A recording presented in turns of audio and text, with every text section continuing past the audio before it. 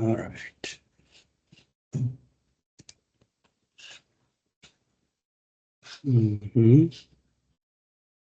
All of them in lava. The cloud native computing ma ye jide kangana the computer storage account no object storage o timbyado ma ba. The Azure platform no Azure platform ma storage account ni o blue dome le blue setup le BB solution the go season ထားတဲ့ data တွေကိုသူများနဲ့ပြန် share လုပ်ဖို့ကို team member တွေကို customer တွေနဲ့ sharing လုပ်မယ်ဆိုလို့ရှိရင်ဘယ်လို setup လုပ်ရလဲဘယ်လို configure လုပ်ရလဲပြီးပြီဆိုလို့ရှိရင်ဒီအဲ့ဒီနဲ့ပတ်သက်တဲ့ best practice လေးတွေကိုလည်းတင်ပြသွားမှာဖြစ်ပါတယ်အဲ့တော့အကြမ်းမြင်အဖြစ်တော့ဒီ cloud computing ရဲ့အရေးကြီးတဲ့အခန်းကဏ္ဍတစ်ခုဖြစ်တဲ့ဒီ storage ပေါ့နော်especially ကျွန်တော်တို့ဒီ object storage ကဒီဘာကြောင့်ဒီအရေးကြီးလဲဆိုလို့ရှိရင်သူ့ကိုအလွယ်တကူပဲပေါ့နော် HTTPS အစရှိတဲ့ protocol တွေနဲ့ဒီကင်တွယ်လို့ရမယ်နော်ဒီ season လို့ရမယ်ယူသုံးလို့ရမယ်အရေးကြီးဆုံးကတော့သူက secure ဖြစ်တယ်ပြီးပြီဆိုလို့ရှိရင်လည်းသူ highly available ဖြစ်တယ်ပေါ့နော်အဲ့တော့ကျွန်တော်တို့ဒီ availability အကြောင်းကိုလည်းနည်းနည်းလေးတင်ပြသွားမယ်durable ဖြစ်ခြင်းပြီး scalable ဖြစ်ခြင်းတွေကလည်းအရင်အရေးကြီးတယ်ပေါ့နော်အဲ့တော့အကြမ်းမြင်အပြင်ဆိုလို့ရှိရင်ဒီ Microsoft Azure ပေါ့နော် Azure platform မှာဆိုလို့ရှိရင်ကျွန်တော်တို့ဒီ LRS တို့ GRS တို့ ZRS တို့ဆိုတာရှိတယ်ကြားဘူးတဲ့သူတွေလည်းရှိတယ်မကြားဘူးတဲ့သူတွေအတွက်ဆိုလို့ရှိရင်เนาะကျွန်တော်တို့ LRS ဆိုတာကတော့ locally redundant storage ကိုပြောတာပြီးပြီဆိုလို့ရှိရင်ကျွန်တော်တို့ GRS ဆိုလို့ရှိရင် geo redundant storage ရှိမယ်ပြီးရင် zone redundant storage ရှိမယ်ဒါတွေကကျတော့ဘာလဲဆိုတော့ကျွန်တော်သင်တန်းမှာတော့ကျွန်တော် JDW ရှင်းပြပေးတယ်ပေါ့နော်ဒီမှာတော့ကျွန်တော်အကြမ်းမြင်လေးပဲရှင်းပြပါမယ်အဲ့တော့သူကဒီသူ့ရဲ့ဒီ locally redundant ဆိုတော့ data center ထဲမှာပဲဒီ replicate လုပ်ထားတာပေါ့နော် redundancy ရှိအောင် copy 3ခုပွားတဲ့သဘောတရားရယ် geo redundant ဆိုတာကတော့ဒီ primary region secondary region မှာဘယ်လိုလုပ်ထားလဲဘယ်လို redundancy ကို redundancy ရအောင် replicate လုပ်ထားလဲ zone redundant ကျတော့ availability zone တစ်ခုတက်ပို့ပြီးတော့ပေါ့နော် availability zone 3ခုမှာဒီ copy တစ်ခုစီကို redundant ရှိအောင်ဘယ်လို replicate လုပ်ထားလဲဆိုတာရှိတယ်ပြီးပြီဆိုလို့ရှိရင်လည်းကျွန်တော်တို့ကဒီ geo redundant နဲ့ zone redundant ပေါ့နော် GRS နဲ့ဒီ ZRS ကိုပေါင်းစပ်ပြီးတော့ geo zone redundant ဆိုတဲ့GZRS ပေါ့နော်အဲ့ဒီဥစ္စာလေးရှိမယ်အဲ့ဒီကကြတော့သူကပါလဲဆိုတော့ဒီ availability zone တစ်ခုပေါ့နော် data center တစ်ခုမှာ copy ပွားထားတဲ့သဘောတရားကိုပဲကျွန်တော်တို့ကဘာလုပ်မလဲဆိုတော့ဒီ availability zone 3ခုမှာ copy 3ခုcopy တစ်ခုစီပွားပြီးတော့မှအဲ့နောက် region တစ်ခုပေါ့နော် secondary region မှာဒီ LRS သဘောတရားနဲ့ပဲသူကဒီ data redundant ဖြစ်အောင် copy 3ခုပွားပေးတာ replicate လုပ်ပေးတဲ့သဘောတရားတွေရှိတယ်အဲ့တော့ဘာကြောင့်ဒီ data ကိုပေါ့နော်နီးမျိုးစုံနဲ့ LRS ZRS GRS အဲ့ဒီဥစ္စာမှာgeo နဲ့ zone နဲ့ကိုပေါင်းပြီးတော့ GZRS ဆိုတဲ့ဟာတွေရှိလဲဆိုလို့ရှိရင်တော့သူ့ရဲ့ဒီ availability ကိုလုံးဝမြင့်တင်လိုက်ချင်ဟုတ်တယ်နော်အဲ့တော့ကျွန်တော်တို့ကသူ့ရဲ့ down up time တွေကိုများခြင်းနဲ့ down time ကိုနိုင်နိုင်သမျှနည်းခြင်းနဲ့ဆိုတဲ့သဘောတရားကိုတိဆောက်ချင်တာဖြစ်တဲ့အတွက်ကြောင့်မလို့ဒီ LRS ZRS GRS ပြီးတော့မှ GZRS ဆိုတဲ့ဟာတွေတိဆောက်ထားတယ်ဒါတွေကိုအပြင်ကျွန်တော်တို့ကဒီ read access ဆိုတဲ့သဘောတရားလည်းပါလိုက်သေးတယ်အဲ့တော့အဲ့သဘောတရားဘယ်ရလာတာလဲဆိုလို့ရှိရင်ကျွန်တော်တို့ကဒီ fail over ပေါ့နော်ဒါမှမဟုတ်လို့ရှိရင် disaster recovery ပေါ့အဲ့ဒီသဘောတရားတွေမှာပါလဲဆိုတော့ကျွန်တော်တို့ကနှစ်ခုရှိတယ်ပေါ့နော်ကျွန်တော်ဆိုကြပါစို့ဒီ GRS မှာဆိုလို့ရှိရင် geo redundant ဆိုလို့ရှိရင်ဒီ primary region မှာfailure ဖြစ်ခဲ့သည်ရှိတော့ပြဿနာတစ်ခုခုဖြစ်ခဲ့သည်ရှိတော့ကျွန်တော်တို့က secondary region မှာတခါတည်းတန်းပြီး online လို့သုံးလိုက်လို့ရတယ်အဲ့ဒီအခါမှာကုန်ကြစိတ်တော့များတာပေါ့နော်အဲ့ဒီအခါမှာကျွန်တော်တို့ကဘာလုပ်ချင်တာလဲဆိုတော့ဒီ primary region မှာကောင်းနေတဲ့သားနဲ့ secondary region ကိုဒီ read access မရမယ့်သဘောတရားလေးပါလာတာရှိရတော့တစ်ခုအဆင်မပြေမှတစ်ခုကိုသုံးဆိုတော့တစ်ခုအဆင်ပြေနေတာတော့မှပဲတစ်ခုကိုကျွန်တော် read access လုပ်ချင်တယ်ဆိုလို့ရှိရင်ကျွန်တော်က configure လုပ်ပေးရအဲ့တော့ဒါက GRS ကိုမှကျွန်တော်တို့က read access configure လုပ်ပြီး on ခြင်းနဲ့သဘောတရားရှိသလိုဒီ GZRS ဆိုတဲ့တကယ် share ကြီးပေါ့နော်အဲ့တော့ GZRS မှာလည်းကျွန်တော်တို့ကဘာလုပ်လို့ရလဲဆိုတော့ဒီ read access ကို configure လုပ်လို့ရတယ်အဲ့တော့သဘောတရားပါလဲဆိုတော့ primary region မှာအဆင်မပြေတော့မှ secondary region မှာသုံးလို့ရ ရတာတင်မဟုတ်ပဲねဒီ primary region မှာအဆင်ပြေနေတုန်းကိုပဲကျွန်တော်တို့က secondary region မှာကိုသွားပြီးတော့ read လုပ်လို့ရတယ် access ကိုပေါ့နော် configure လုပ်ထားခြင်းဖြင့်ကိုကကင်တွယ်လို့ရေးလို့တော့မရဘူးပေါ့နော်ကျွန်တော်တို့ read လုပ်လို့ရအောင်စူးစမ်းထားတာလေးရှိတယ်အဲ့တော့ဒါတွေကိုဘာကြောင့်ပြောရတာလဲဆိုလို့ရှိရင်ကျွန်တော်ဒီနေ့ဒီကတ်တိုးလေးပေါ့နော်အစစ်ပေးလိုက်ချင်တာပါလဲဆိုတော့ကျွန်တော် Wikipedia page မှာကျွန်တော် high availability နဲ့ပတ်သက်တဲ့ဟာလေးတွေကိုဝေငှသွားခြင်းတယ်ပေါ့နော်အဲ့တော့သဘောတရားကတော့ကျွန်တော် computer science တို့ IT တို့ software development တို့ဒီ family ဖြစ်တဲ့သူတွေဆိုလို့ရှိရင်เนาะဒီ high availability ဆိုလို့ရှိရင်ကျွန်တော်တို့ဘာလို့လိုချင်တာလဲဆိုကျွန်တော် uptime ကိုလိုချင်တာပေါ့နော်အဲ့တော့ uptime ဆိုတာဘာလဲဆိုလို့ရှိရင်ကျွန်တော်ဒီနေ့မှာ24နာရီရှိတယ်တနာရီမှာ60 minutes 10 minute မှာဒီsecond 60ဆိုလို့ရှိရင်အဲ့တော့တနာရီ sorry တရက်မှာဘယ်နှစက္ကန့်လဲအဲ့ second ကိုမှကျွန်တော်တို့က 99.99 ပေါ့နော် percent က up time ဆိုလို့ရှိရင် 0.01 down time ပဲရှိမယ်အဲ့တော့အဲ့ down time ကဘယ်လောက်လဲဆိုတော့ကျွန်တော်တို့သိချင်တာဟုတ်တယ်နော်အဲ့တော့အကြမ်းမြင့်လေးပဲကျွန်တော်တို့ဒီကောက်နှုတ်တင်ပြရမယ်ဆိုလို့ရှိရင်ဒီ6လေးလုံးလို့ခေါ်တယ်ပေါ့ 99.99 ကျွန်တော်တို့က availability လို့ဒီ up time လို့ပြောရဲဆိုလို့ရှိရင်တစ်နှစ်မှာကျွန်တော်တို့ကတနာရီအောက်လောက်ပဲ down time ရှိမယ်လို့ပြောတာဟုတ်တယ်နော်အဲ့တော့ဟိုတစ်နှစ်မှာတနာရီဆိုတိတ်အများကြီးတော့မဟုတ်ဘူးပေါ့နော်ဒါပေမဲ့ဒါကိုမြင်အောင်ပြောမယ်ဆိုလို့ရှိရင်ကျွန်တော်တို့ငယ်ငယ်တုန်းကပေါ့နော်လွတ်ချက်ထားတာပါလဲဆိုလို့ရှိရင်တစ်လမှာ9မိနစ်လောက်ပဲdown time ရှိရလို့ကျွန်တော်တို့သုံးသပ်တယ်တစ်လ9မိနစ်ကမမြင်တာဘူးဆိုလို့ရှိရင်ကျွန်တော်တို့တစ်ပတ်10မိနစ်ကနည်းနည်းလေးမြင်တာတယ်ဘာကြောင့်မြင်တာလဲဆိုလို့ရှိရင်ကျွန်တော်တို့က Windows server ပဲဖြစ်ဖြစ် Linux server ပေါ့နော်ဥပမာကျွန်တော်တို့ဆိုလို့ရှိရင် Ubuntu သုံးတယ် Ubuntu 24.04 version LTS ပေါ့နော်အဲ့ဒါကိုကျွန်တော် run ထားရဲဆိုလို့ရှိရင်ဒီဥစ္စာကျွန်တော်တစ်ပတ်တစ်ခါကျွန်တော် boot လုပ်တယ်ပဲဒါအဲ့တော့ဥပမာအားဖြင့်သူ့ကို boot လုပ်ကြတော့maybe ပေါ့နော်10 second 12 second ကနေ15 second နည်းနည်းကြာလို့ second 20လောက်ကြာတယ်ဆိုလို့ရှိရင်ဒါကတစ်ပတ်မှာကျွန်တော်10မိနစ်အောက်ပဲအဲ့ဒါဆိုလို့ရှိရင်ကျွန်တော်တို့ server ကိုကျွန်တော်တို့က reboot လုပ်တဲ့အနေနဲ့တစ်ပတ်ကိုတစ်ခါလောက် reboot လုပ်တယ်ဆိုလို့ရှိရင်တော့တစ်နှစ်ပတ်လုံးနော်ဘာမှပြဿနာထွေးထူးမရှိခဲ့ဘူးဆိုလို့ရှိရင်ကျွန်တော်တို့က 99.9949 ပေါ့နော်6လေးလုံးဆိုတဲ့ဒီ uptime ကိုကျွန်တော်တို့တိစောက်လို့ရတယ်ဟုတ်တယ်နော်ဒါပေမဲ့အကယ်၍သာကျွန်တော်တို့ကဒီ Linux server ပဲဖြစ်ဖြစ်ဒါမှမဟုတ် Windows server ပဲဖြစ်ဖြစ်တစ်ပတ်တစ်ခါကိုကျွန်တော် reboot လုပ်တဲ့အခါမှာ10မိနစ်ခွဲ2မိနစ်လောက်ကြာတယ်ဆိုလို့ရှိရင်တစ်နှစ်ပတ်လုံးရဲ့ကျွန်တော်တို့ရဲ့ uptime တွေကိုထိပါလာတာဖြစ်တဲ့အတွက်ကြောင့်မလို့ဒီတစ်နှစ်ဆိုလို့ရှိရင်အခု55မိနစ်55မိနစ်ကျော်ပေါ့နော်53မိနစ်လောက်ကျော်သွားပြီဆိုလို့ရှိရင် 99.99 ကိုကျွန်တော်တို့ကမရနိုင်တော့အဲ့ဒီ achievement ကျွန်တော်မရနိုင်ဘူးပေါ့နော်အဲ့တော့ကျွန်တော်တို့နောက်တစ်ထပ်သွားမယ်ဆိုလို့ရှိရင်9လုံး99.999 အဲ့ဒါဆိုလို့ရှိရင်သူကတော်တော်လှပါပြီတစ်နှစ်လုံးမှာသူက9မိနစ်ပဲ down time ရှိတာအဲ့ဒါဆိုလို့ရှိရင်တစ်လဆိုလို့ရှိရင်တော်တော်နည်းသွားတယ်ကျွန်တော်တို့ minute watt ပဲရှိမယ်ဟုတ်တယ်เนาะအဲ့တော့ကျွန်တော်တို့ခုနကတစ်ပတ်ကိုတစ်ခါ boot လုပ်တယ်လို့တွေးတယ်ဆိုလို့ရှိရင် Linux server ခုနပြောသလို10 to 20 seconds ပေါ့နော်10 second နဲ့ second 20လောက် reboot လုပ်တဲ့အချိန်ကြာတယ်ဆိုလို့ရှိရင်တစ်လမှာကျွန်တော်တို့ကတစ်ခါ reboot လုပ်တဲ့နှုံးသားလောက်နဲ့ပဲမျက်လုံးထဲမှာမြင်ကြည့်လိုက်လို့ရမှန်းကြည့်လိုက်လို့ရနော်ကိုယ်ကောင်းထဲမှာမှန်းကြည့်လိုက်လို့ရတယ်အဲ့တော့တစ်လားတစ်ခါကျွန်တော်တို့က reboot လုပ်တယ်ဟိုပေါ့နော်ဒီကွန်ပျူတာကို cleaning လုပ်တယ် server ကို maintenance လုပ်တယ်ပဲထားပါအဲ့ဒါဆိုလို့ရှိရင်ကျွန်တော်တို့ကတစ်နှစ်မှာ9မိနစ်တသားပဲဒီ maintenance ဆိုတော့3နယ်လို့ပဲအချမ်းမြင့်လေးတွေးကြည့်မယ်မျက်လုံးထဲမှာမှန်းကြည့်မယ်ဆိုလို့ရှိရင်ကျွန်တော်တို့ကတစ်နှစ်ကို9လုံး 99.999% uptime ရှိတယ်လို့ကျွန်တော်တို့သတ်မှတ်လို့ရတယ်ဟုတ်တယ်เนาะအဲ့တော့ဒါပေမဲ့ကျွန်တော်ခုနကပြောတဲ့ဒီ LRS တို့ဒီ ZRS တို့ GRS တို့ဆိုတာအမတန်ကျန်းတယ်ပေါ့နော်အဲ့ဘယ်လိုကျန်းလဲဆိုလို့ရှိရင် LRS ဆိုလို့ရှိရင်ကျွန်တော်တို့ကဒီ7လုံးပေါ့နော်99 point အဲ့လိုသူ့အနောက်မှာ6တွေက7လုံးဆိုရဲတော်တော်များတယ်ပေါ့နော်အဲ့ဒါဆိုလို့ကျွန်တော်တို့ကခုနကပြောသလိုမိနစ်တွေစက္ကန့်တွေတော့မဟုတ်ပဲတစ်နှစ်လုံးမှာကျွန်တော်တို့ကဒီ microsecond တွေဖြစ်သွားပြီးတော့ဟုတ်တယ်နော်ဒီမှာတစ်လပေါ့နော်အဲ့ဒါတစ်ပတ်ဖြစ်ဟုတ်တယ်ဒါတစ်ပတ်ပေါ့နော်တစ်ပတ်ကတစ်လဆိုလို့ရှိရင်ဒီ microsecond တောင်မှပဲကျွန်တော်တို့လက်လီကတော်တော်စိတ်သွားပြီအဲ့ဒါမျိုးလေးရှိတယ်အဲ့တော့ကျွန်တော်အမှတ်မမှားဘူးဆိုလို့ရှိရင် ZRS ဆိုလို့ရှိရင်62လုံး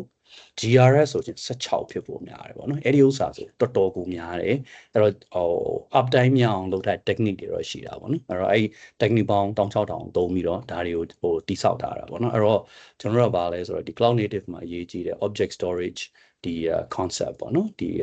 data တွေကိုသိမ်းတဲ့ဟာမှာဆိုလို့ရှိရင်ဒီ Azure မှာဆိုဘာကိုသုံးတာလဲဆိုတော့ကျွန်တော်တို့ကလေ့လာကြတာအကြမ်းများပြင်တော့ကျွန်တော်တို့ BLO B ပေါ့နော် blob storage blob တွေကိုကျွန်တော်တို့သုံးပြီးတော့ဒါတွေကိုတိစောက်ကြတယ်ပေါ့နော်အဲ့ဒါမျိုးလေးရှိလိမ့်မယ်အဲ့တော့ကျွန်တော်တို့ဒီတစ်ချက်ကြည့်လိုက်အောင်နော် ထုံးစံအတိုင်းပဲဒီဘက်ကနေကျွန်တော်တို့ကဒီ storage account တွေကိုတော့ကြည့်လို့ရတယ်ဒါမှမဟုတ်ကျွန်တော်ဆိုလို့ရှိရင်သုံးနေကြဖြစ်တဲ့အတွက်ကြောင့်ဒီနားမှာရှာလို့ရတယ်ဒါမှမဟုတ်လို့ရှိရင်လည်းဒီမှာကိုလိုချင်တဲ့ဟာလေးတွေကိုကျွန်တော်တို့ခက်မြန်မြန်လေးရိုက်ထည့်လိုက်လို့ရတယ်အဲ့တော့ storage accounts ပေါ့နော်အဲ့ဒီမှာဆိုလို့ရှိရင်တော့ကျွန်တော်လုပ်ပြီးသားဟာလေးမြင်နေရမယ်ကျွန်တော်တို့အတစ်ကို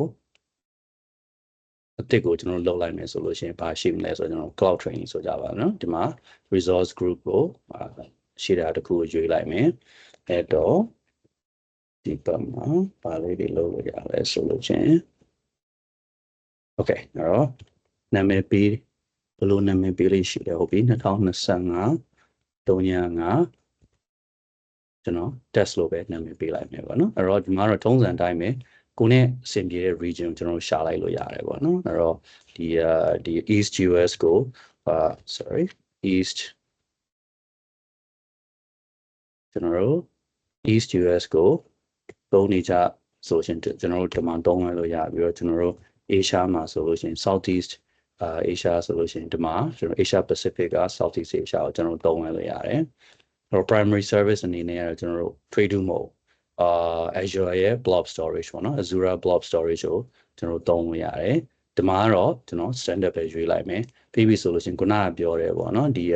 ကို17လုံး12လုံး16လုံးဆိုတဲ့ကိစ္စတွေဒီမှာလာပြီဆိုကျွန်တော်အနေနဲ့ကတော့ကုန်ကြစည်အနည်းဆုံးပဲပြောရမှာပေါ့နော်အဲ့တော့ LRS ကိုကျွန်တော်ရွေးလိုက်မယ်ဒါတော့မှခုနကပြောသလို very high availability ဖြစ်တဲ့ကို17လုံးတစ်နှစ်မှဒီ microsecond ကိုကျွန်တော်ရာခိုင်နှန်းလောက်ပဲ downtime ရှိတယ်ဆိုတဲ့သဘောတရားပေါ့နော်အဲ့တော့တော်တော်ကို data ရဲ့ဒီ availability ရော durability ရောကျွန်တော်တို့အာမခံလို့ရတဲ့သဘောတရားရှိတယ်ထုံးစံတိုင်းပဲကျွန်တော်တို့beginner တယောက်အနေနဲ့ဆိုဒီမှာရင်ကျွန်တော်တို့ပြီးလိုက်လို့ရတယ်ပေါ့နော်ဒါပေမဲ့လည်းကျွန်တော်တို့ကဒါကို detail လေးပို့ပြီးတော့နားလည်ခြင်းနဲ့ဆိုလို့ရှိရင်ဘာတွေလုပ်လို့ရလဲဆိုတော့ဒါတွေက data ဆိုတော့ကျွန်တော်တို့သိမ်းထားရဆိုတော့ပြန်သုံးဖို့ပေါ့နော်အဲ့တော့သိမ်းကလေးကပြန်သုံးဖို့ရှုထောင့်နဲ့ကြည့်မယ်ဆိုလို့ရှိရင်ဘယ်လိုသုံးပါလဲအဲ့တော့ဥပမာကျွန်တော်တို့ကကိုကDevOps guy နဲ့သူဒါမှမဟုတ်ကိုက Tech Lead ကိုက PM ဒါမှမဟုတ်ကိုယ်တိုင်ပဲပေါ့နော်ဒီသုံးဖို့ဆိုလို့ရှိရင်အရေးကြီးတာတော့ကိုကAPI နဲ့လှမ်းခေါ်มาလားဆိုလို့ရှိရင်တော့ကျွန်တော်တို့ဒီ securely ပေါ့နော် REST API နဲ့ကျွန်တော်လှမ်းခေါ်ခြင်းတယ်အဲ့တော့ဒီမှာကျတော့ကျွန်တော်တို့နောက်တာရှိတယ်ပေါ့နော်ညီမ follow သူဆိုတာဘာတူလဲဆိုတော့ everybody ပေါ့နော်အဲ့တော့ login မဝင်တာ authenticate မလုပ်ထားဘူးဥပမာပေါ့နော်ကို website ကိုပဲလာကြည့်တယ်ဆိုလို့ရှိရင်ဘယ်သူပေါ်မှကျွန်တော်တို့မသိဘူးအဲ့ဒါဆိုလို့ရှိရင်ကျွန်တော် anonymous ပေါ့နော်အဲ့တော့ anonymous access ကျွန်တော် on ခြင်းလား online လို့ရတယ်ဒါပေမဲ့ဒီကျွန်တော် staging ကျွန်တော်တို့ software development process ဆိုကြပါစို့နော်အဲ့တော့ staging မှာဒီ QA မှာဆိုရင်တော့မှပဲကျွန်တော်တို့ကဒါအောင်မ on ထားခြင်းဘူး production ဆိုဝေလာဝေးပေါ့နော်အဲ့ဒါလေးတော့ရှိမယ်ပြီးပြီဆိုလို့ရှိရင်ကျွန်တော်တို့ကဒီမှာဒီ storage account key access ပေါ့နော်အဲ့ဒီဥစ္စာတွေကိုကျွန်တော်တို့ဒီမှာဘယ်လိုလုပ်မလဲပေါ့နော်ဥပမာဆိုလို့ရှိရင်ကျွန်တော်တို့ကဒီ access ပေးတဲ့နေရာမှာ SAS လို့ခေါ်တဲ့ shared access signatures တွေကိုကျွန်တော်တို့သုံးပါလားပေါ့နော်မသုံးဆိုလို့ရှိရင်ဒါကိုကျွန်တော်တို့ disable လုပ်တင်တယ်ပေါ့နော်ပြီးပြီဆိုလို့ရှိရင်ကျွန်တော်အရင်တော့က Windows Microsoft Active Directory ပေါ့နော်အရင်တော့ကတော့Windows ဒီ Active Directory AD လို့ခေါ်တဲ့ဟာကအခုဆိုလို့ရှိရင် Entra ပေါ့နော် Microsoft Entra နဲ့သုံးပါလားပြီးပြီဆိုလို့ရှိရင်ကျွန်တော်တို့ကဒီ DLS ပေါ့နော်ဒါမှမဟုတ်လို့ရှိရင် SSL ပေါ့အကြမ်းများအဖြစ်တော့ကျွန်တော်တို့ဒီ securely ဘယ်လို access လုပ်မယ်ဆိုတဲ့သဘောတရားအဲ့ဒါမျိုးလေးတွေရှိမယ်အဲ့တော့ကျန်တဲ့ဟာတွေကတော့အများကြီးပဲ trade to do တော့ကျွန်တော်တို့မရှိတေချာကြည့်ချင်တယ်ဆိုတော့ကျွန်တော်တို့secure SFTP ပေါ့နော် Secure File Transfer Protocol ပဲပြော SSH File Transfer Protocol ပဲပြောပေါ့နော်အဲ့ဒါမျိုးကြီးကျွန်တော် enable လုပ်ချင်တာကျွန်တော်လုပ်လို့ရတယ်ပြီးပြီဆိုလို့ရှိရင်ဒီမှာသူ့ရဲ့ဒီ tier ဆိုကျွန်တော်အောက်နေထပ်ရှင်းပြမယ်ပေါ့နော်အဲ့တော့ကျွန်တော် access tier ကဘယ်လိုမျိုးလဲဆိုလို့ရှိရင်ကိုသိချင်တယ်ဆိုလို့ရှိရင်ဒီမှာ learn more ဆိုပြီးလုပ်လို့ရတယ်အကြမ်းများအဖြစ်တော့သူကဒီ daily ဒါမှမဟုတ်လို့ရှိရင်ဒါကတော့ hot ဆိုလို့ရှိရင်တော့ daily ပေါ့နော်ပြီးပြီဆိုလို့ရှိရင်ကျွန်တော်တို့ကနည်းနည်းလေး frequency က weekly monthly ဖြစ်သွားပြီးတော့ဒါတွေကကြတော့ quarterly yearly ဆိုလို့ရှိရင်ပြီးရင် code ဆိုတာ code ရဲ့အောက်ပိုင်းမှာကျတော့ကျွန်တော်တို့က archive လုပ်ချင်တဲ့သဘောတရားတွေဖြစ်သွားပြီပေါ့နော်အဲ့ဒါဆိုလို့ရှိရင်ဘာဖြစ်မလဲဆိုတော့ကျွန်တော်တို့ကဒီတစ်နှစ်တစ်ခါမှဒီကျွန်တော်တို့ governance issue တွေ compliance issue တွေကြောင့်တင်ထားတဲ့ data မျိုးတွေဆိုလို့ရှိရင်ကျွန်တော်တို့ကဒီ hot ကနေ cold ကနေ cold ကနေမှလုံးဝကျွန်တော်တို့ဒီရေရှည် archive လုပ်မဲ့သဘောတရားဆောင်တဲ့ဒီ data အမျိုးအစားလို့ကျွန်တော်သတ်မှတ်တယ်ပေါ့နော်အဲ့ဒါမျိုးလေးဖြစ်သွားမယ်အဲ့တော့ ဒါ advanced နဲ့ပတ်သက်တာ network နဲ့ပတ်သက်တာဆိုလို့ရှိရင်တော့ကျွန်တော်တို့ကဒီဘယ်လိုလေးတွေတင်ချက်ချင်လဲပေါ့နော်အဲ့တော့ကျွန်တော်တို့ကအခုဆို demo လုပ်တယ်ဆိုလို့ရှိရင်ကိုလုပ်ထားတဲ့ဒီ storage account တစ်ခုကိုကိုယ့်ရဲ့ teammate တွေတော်လကောင်းကျွန်တော်တို့အတန်းမှာဆိုလို့ရှိရင်သင်တန်းသားတွေပေါ့နော်ညီငယ်ညီမငယ်တွေကျွန်တော်တို့ young professional တွေကိုကျွန်တော်တို့ share မယ်ဆိုလို့ရှိရင် public access ကတော့ပိုပြီးတိတ်ပဲရှိလိမ့်မယ်ဒါမှမဟုတ်လို့ရှိရင်ကျွန်တော်တို့ white list ပေါ့နော်ဒီ IP တွေပဲရစေချင်တယ်ဆိုလို့ရှိရင်အဲ့ IP ကိုကျွန်တော်တို့ list လို့အဲ့ IP ပြင်ပဆိုလို့ရှိရင်တော့ဘလို့မှမဖြစ်နိုင်တော့ဘူးပေါ့နော်အဲ့ဒါမျိုးလေးတွေရှိမယ်အဲ့တော့နောက်တစ်ခုကကျတော့ကျွန်တော်တို့ဒီဒါကကျွန်တော်တို့ manually သုံးတဲ့ဟာလေးတွေကိုကျွန်တော်တို့တွေးနေတာပေါ့နော်အဲ့တော့ developer တွေအနေနဲ့ဆိုလို့ရှိရင်เนาะဘယ် endpoint ကနေ access လုပ်မလဲဘယ် IP ကနေ access လုပ်မလဲဆိုတော့သဘောတရားတွေပါလာပြီဆိုလို့ရှိရင်ဒါတွေကိုလည်းကျွန်တော်တို့က configure လုပ်လိုက်လို့ရပါတယ်အဲ့တော့ data protection အနေနဲ့ဆိုလို့ရှိရင်တော့ကျွန်တော်တို့အကြမ်းမြင်အပြင်ပေါ့နော်အဲ့တော့ဒီ computer science မှာတော့ဘာရှိလဲဆိုတော့ကျွန်တော်တို့က delete ကိုမှတေချာတွေးကြည့်မယ်ဆိုလို့ရှိရင် hard delete နဲ့ soft delete ပေါ့နော်အဲ့တော့ hard delete ကတော့ရှင်းတယ်ဖြတ်လိုက်တယ်ဘလို့မှကျွန်တော်တို့အစပြန်ရှာလို့မရတော့ soft delete ဆိုတဲ့သဘောတရားကတော့နည်းနည်းပို့ပြီးတော့ကျွန်တော်အလွယ်တကူယူသုံးလို့ရတာ recycle bin ပေါ့နော်အဲ့တော့ delete လုပ်လိုက်တယ်တနေရာမှာသူ့ကို hold ထားသေးတယ်အဲ့ဒါကိုပြန်ပြီးတော့ကိုကအစဆွဲထုတ်ချင်လားဒါမှမဟုတ်ရှင် recycle bin ကိုပါဖြတ်လိုက်ချင်လားပေါ့နော်အဲ့တော့ recycle bin ထဲမှာရှိနေတဲ့ရေကတော့ကျွန်တော်တို့ကဒါကိုပြန်ပြီး recover လုပ်လို့ရဆိုတဲ့သဘောတရားရှိတယ်အကြမ်းများအပြင်တော့ကျွန်တော်တို့ဒီဟိုပေါ့နော်တပတ်တန်ဒီတလတန်ဒီကျွန်တော်တို့ဒါကို soft delete status အနေနဲ့ hold ထားတာပေါ့နော်အဲ့တော့ဒီမှာဆိုလို့ရှိရင်တော့ကျွန်တော်တို့က7 days hold ထားတယ်လို့ကျွန်တော်တို့ပြောလို့ရတယ်သဘောတရားအပြင်ဆိုလို့ရှိရင်သူကဒီ account level ပြီး container ပေါ့နော်ကျွန်တော်တို့လွယ်တကူတစ်တာ level လို့ပဲမှတ်ထားလိုက်တယ်အဲ့တော့ကိုယ့် account မှာတစ်တာတွေရှိတစ်တာထဲမှာ blob တွေရှိတယ်ပေါ့နော်အဲ့တော့ blob တွေကိုကျွန်တော်တို့ကဒီ soft delete အနေနဲ့ဘယ်လောက်ထိန်းထားခြင်းလဲ container level မှာ data level မှာဘယ်လောက်ထိန်းထားခြင်းလဲအစရှိသေးဖြစ်ပေါ့နော်အဲ့ဒါမျိုးလေးတွေရှိတယ်ပြီးပြီဆိုလို့ရှိရင်လည်းကျွန်တော်တို့ကဒီ version control ကျွန်တော်တို့လုပ်ချင်လာပါတော့အဲ့တော့ဒီ folder ထဲမှာပဲဒါမှမဟုတ်လို့ရှိရင် unique name ကတူနေတယ်ဆိုတဲ့အချိန်မှာဒါကိုထပ်ထပ်ပြီးထည့်တယ်ဆိုလို့ရှိရင်ကျွန်တော်တို့ကဒါကို override လုပ်မယ်ဆိုတဲ့သဘောတရားရှိတယ်ဆိုအရင်ဟာကကျွန်တော်တို့ဟိုပေါ့နော်ဒီ delete လုပ်လိုက်မှာလား clear လုပ်လိုက်တော့မှာဒါမှမဟုတ်လို့ရှိရင်ဒါကို version တစ်ခုအနေနဲ့တင်ထားမှာလားဆိုတဲ့သဘောတရားလေးတော့ကျွန်တော်တို့ကထည့်သွင်းစဉ်းစားရမယ့်အားမျိုးရှိတယ်အဲ့တော့ဒီ encryption ပေါ့နော်အဲ့တော့ကိုယ့်ရဲ့အဖွဲ့အစည်းကကိုယ့်ရဲ့ key management ကိုတေချာလုပ်ရမယ့် requirement ပေါ့နော်ဒီ IT governance IT policy အနေနဲ့ဒါတွေချမှတ်ထားတယ်ဆိုလို့ရှိရင်ကျွန်တော်တို့လိုက်နာတဲ့အနေနဲ့ဒါတွေကိုset up လုပ်ပေးလို့ရတယ်အများသောအားဖြင့်တော့ဒီဥစ္စာကတော့သူ့ရဲ့ default နဲ့ပဲကျွန်တော်တို့သွားလိုက်မယ်ပေါ့နော်ဒီနေရာမှာတော့အဲ့တော့ဘာရမဟုတ်ဘူးကျွန်တော်အနေနဲ့ tag ကိုလုပ်တဲ့အကျင့်လေးကျွန်တော်မွေးထားလိုက်တယ်အဲ့တော့ကျွန်တော်တို့ကဘာလဲဆိုတော့ cloud training ကျွန်တော်ကျောင်းသားတွေအတွက်စီစဉ်ပေးတာဖြစ်တဲ့အတွက်ကြောင့်မလို့ဒီမေလာပိုင်းဒီဟိုမေလာရဲ့တတိယမြောက်အဖွဲ့ပေါ့နော်အဲ့ဒါမျိုးလေးကျွန်တော် create လုပ်လိုက်မယ်အဲ့တော့ဒီအချိန်လေးနည်းနည်းလေးပြီးပြီးတော့ကျွန်တော် review လုပ်တဲ့အချိန်လေးကိုလည်းမွေးထားတာကောင်းတယ်အဲ့တော့ဥပမာအဖြစ်ဆိုလို့ရှိရင်ကိုယ့်ရဲ့ subscription နဲ့ resource group တွေမှန်လားပြီးပြီဆိုလို့ရှိရင်ကို specify လုပ်ထားတဲ့ဒီ region တွေပေါ့နော်ပြီးပြီဆိုရင်ကိုလိုချင်တဲ့ name ဒါမှန်ရဲ့လားဟုတ်တယ်နော်ဘာလို့လဲဆိုတော့ဒီဟာတွေဒီကျွန်တော်တို့ကကုန်ချစရိတ်ကပြီးပြီသုံးနေဆိုရင်ကုန်ချစရိတ်ကလာတော့မှာပေါ့နော်ဒါကကိုတဦးတယောက်တည်းအတွက်ဆိုလို့ရှိရင်ကိုတက်နိုင်တယ်ဆိုပြဿနာမရှိဘူးဆိုပေမဲ့ကိုဒီဌာနအတွက်ကိုရုံးအတွက်ဒါမှမဟုတ်ရင်ကို customer အတွက်ဆိုလို့ရှိရင်ကိုက budget အတွင်းမှာ operate လုပ်တယ်ဆိုတော့ဒီ cost conscious ဖြစ်တာပေါ့နော်ဒီကို team အတွက်ကောကို customer အတွက်ကောကုန်ချစရိတ်ကိုတွေးတတ်တဲ့ဒီ IT ပညာရှင်တွေအနေနဲ့ကျွန်တော်တို့ကဒါကိုဒီတွက်ချက်တတ်ဖို့အရင်ရေးကြည့်တယ်ပေါ့နော်အဲ့တော့ cost ကိုဒီတွက်ချက်တတ်တာတစ်ပိုင်းပြီးတော့မှကျွန်တော် optimize လုပ်တဲ့အပိုင်းဆိုတာလည်းရှိတယ်ပေါ့နော်အဲ့တော့ဒါကိုဘယ်လို optimize လုပ်မလဲကိုရှိတဲ့ requirement အလိုက်ပေါ့နော်အခုကတော့ကျွန်တော်ကဟိုတက်တာတဲ့ option လေးတွေကိုပဲကျွန်တော်ရွေးထားလိုက်တယ်ပြီးပြီဆိုလို့ရှိရင်ကျွန်တော်တို့ကဒီမှာ advanced မှာပါရွေးထားလဲဆိုလို့ရှိရင်ခုနကရွေးထားခဲ့တာဒီကတော့ hot ကိုရွေးထားလိုက်တယ်နော်အဲ့လောက်ဆိုကျွန်တော်တို့ရပြီကျန်တဲ့ဟာတွေတော့ကျွန်တော် trade to မ on ထားဘူးဒီမှာဘာလုပ်ထားလဲဆိုလို့ရှိရင်ကျွန်တော်တို့ကဒီ SAS ကိုကျွန်တော်တို့ပြင်ဆန်းခြင်းတဲ့အတွက်ကြောင့်မလို့ဒီရဲ့ storage account key access ဆိုတာ enable လုပ်ထားပြီးတော့ anonymous ပေါ့နော်အများသူငါအနေနဲ့ဝင်ကြည့်လို့ရတဲ့ဟာကိုကျွန်တော်တို့ disable လုပ်ထားလိုက်တယ်ပြီးပြီဆိုလို့ရှိရင် channel data protection ကတော့ standard default ဖြစ်တဲ့7 days နဲ့တွားရပြီးတော့နောက်ဆုံးမှာတော့ဒီသူ့ default key management ပြီးရင်ကျွန်တော်တို့ cloud training ဆိုတဲ့ tag ကိုကျွန်တော်တို့ထည့်ထားလိုက်တယ်အဲ့ဒါရပြီဆိုလို့ရှိရင်ကျွန်တော်တို့ let's go ahead and create it ပေါ့နော်လုပ်လိုက်တော့မယ်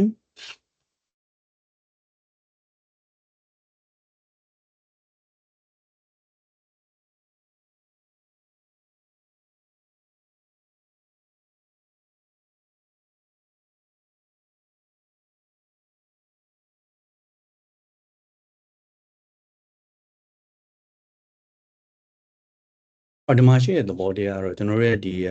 subscription ပေါ့နော်ကျွန်တော်မှာ subscription တွေအများကြီးရှိတဲ့အတွက်ကြောင့်မလို့ကျွန်တော်ရဲ့ဒီ cloud training ရဲ့ subscription ရဲ့အောက်မှာ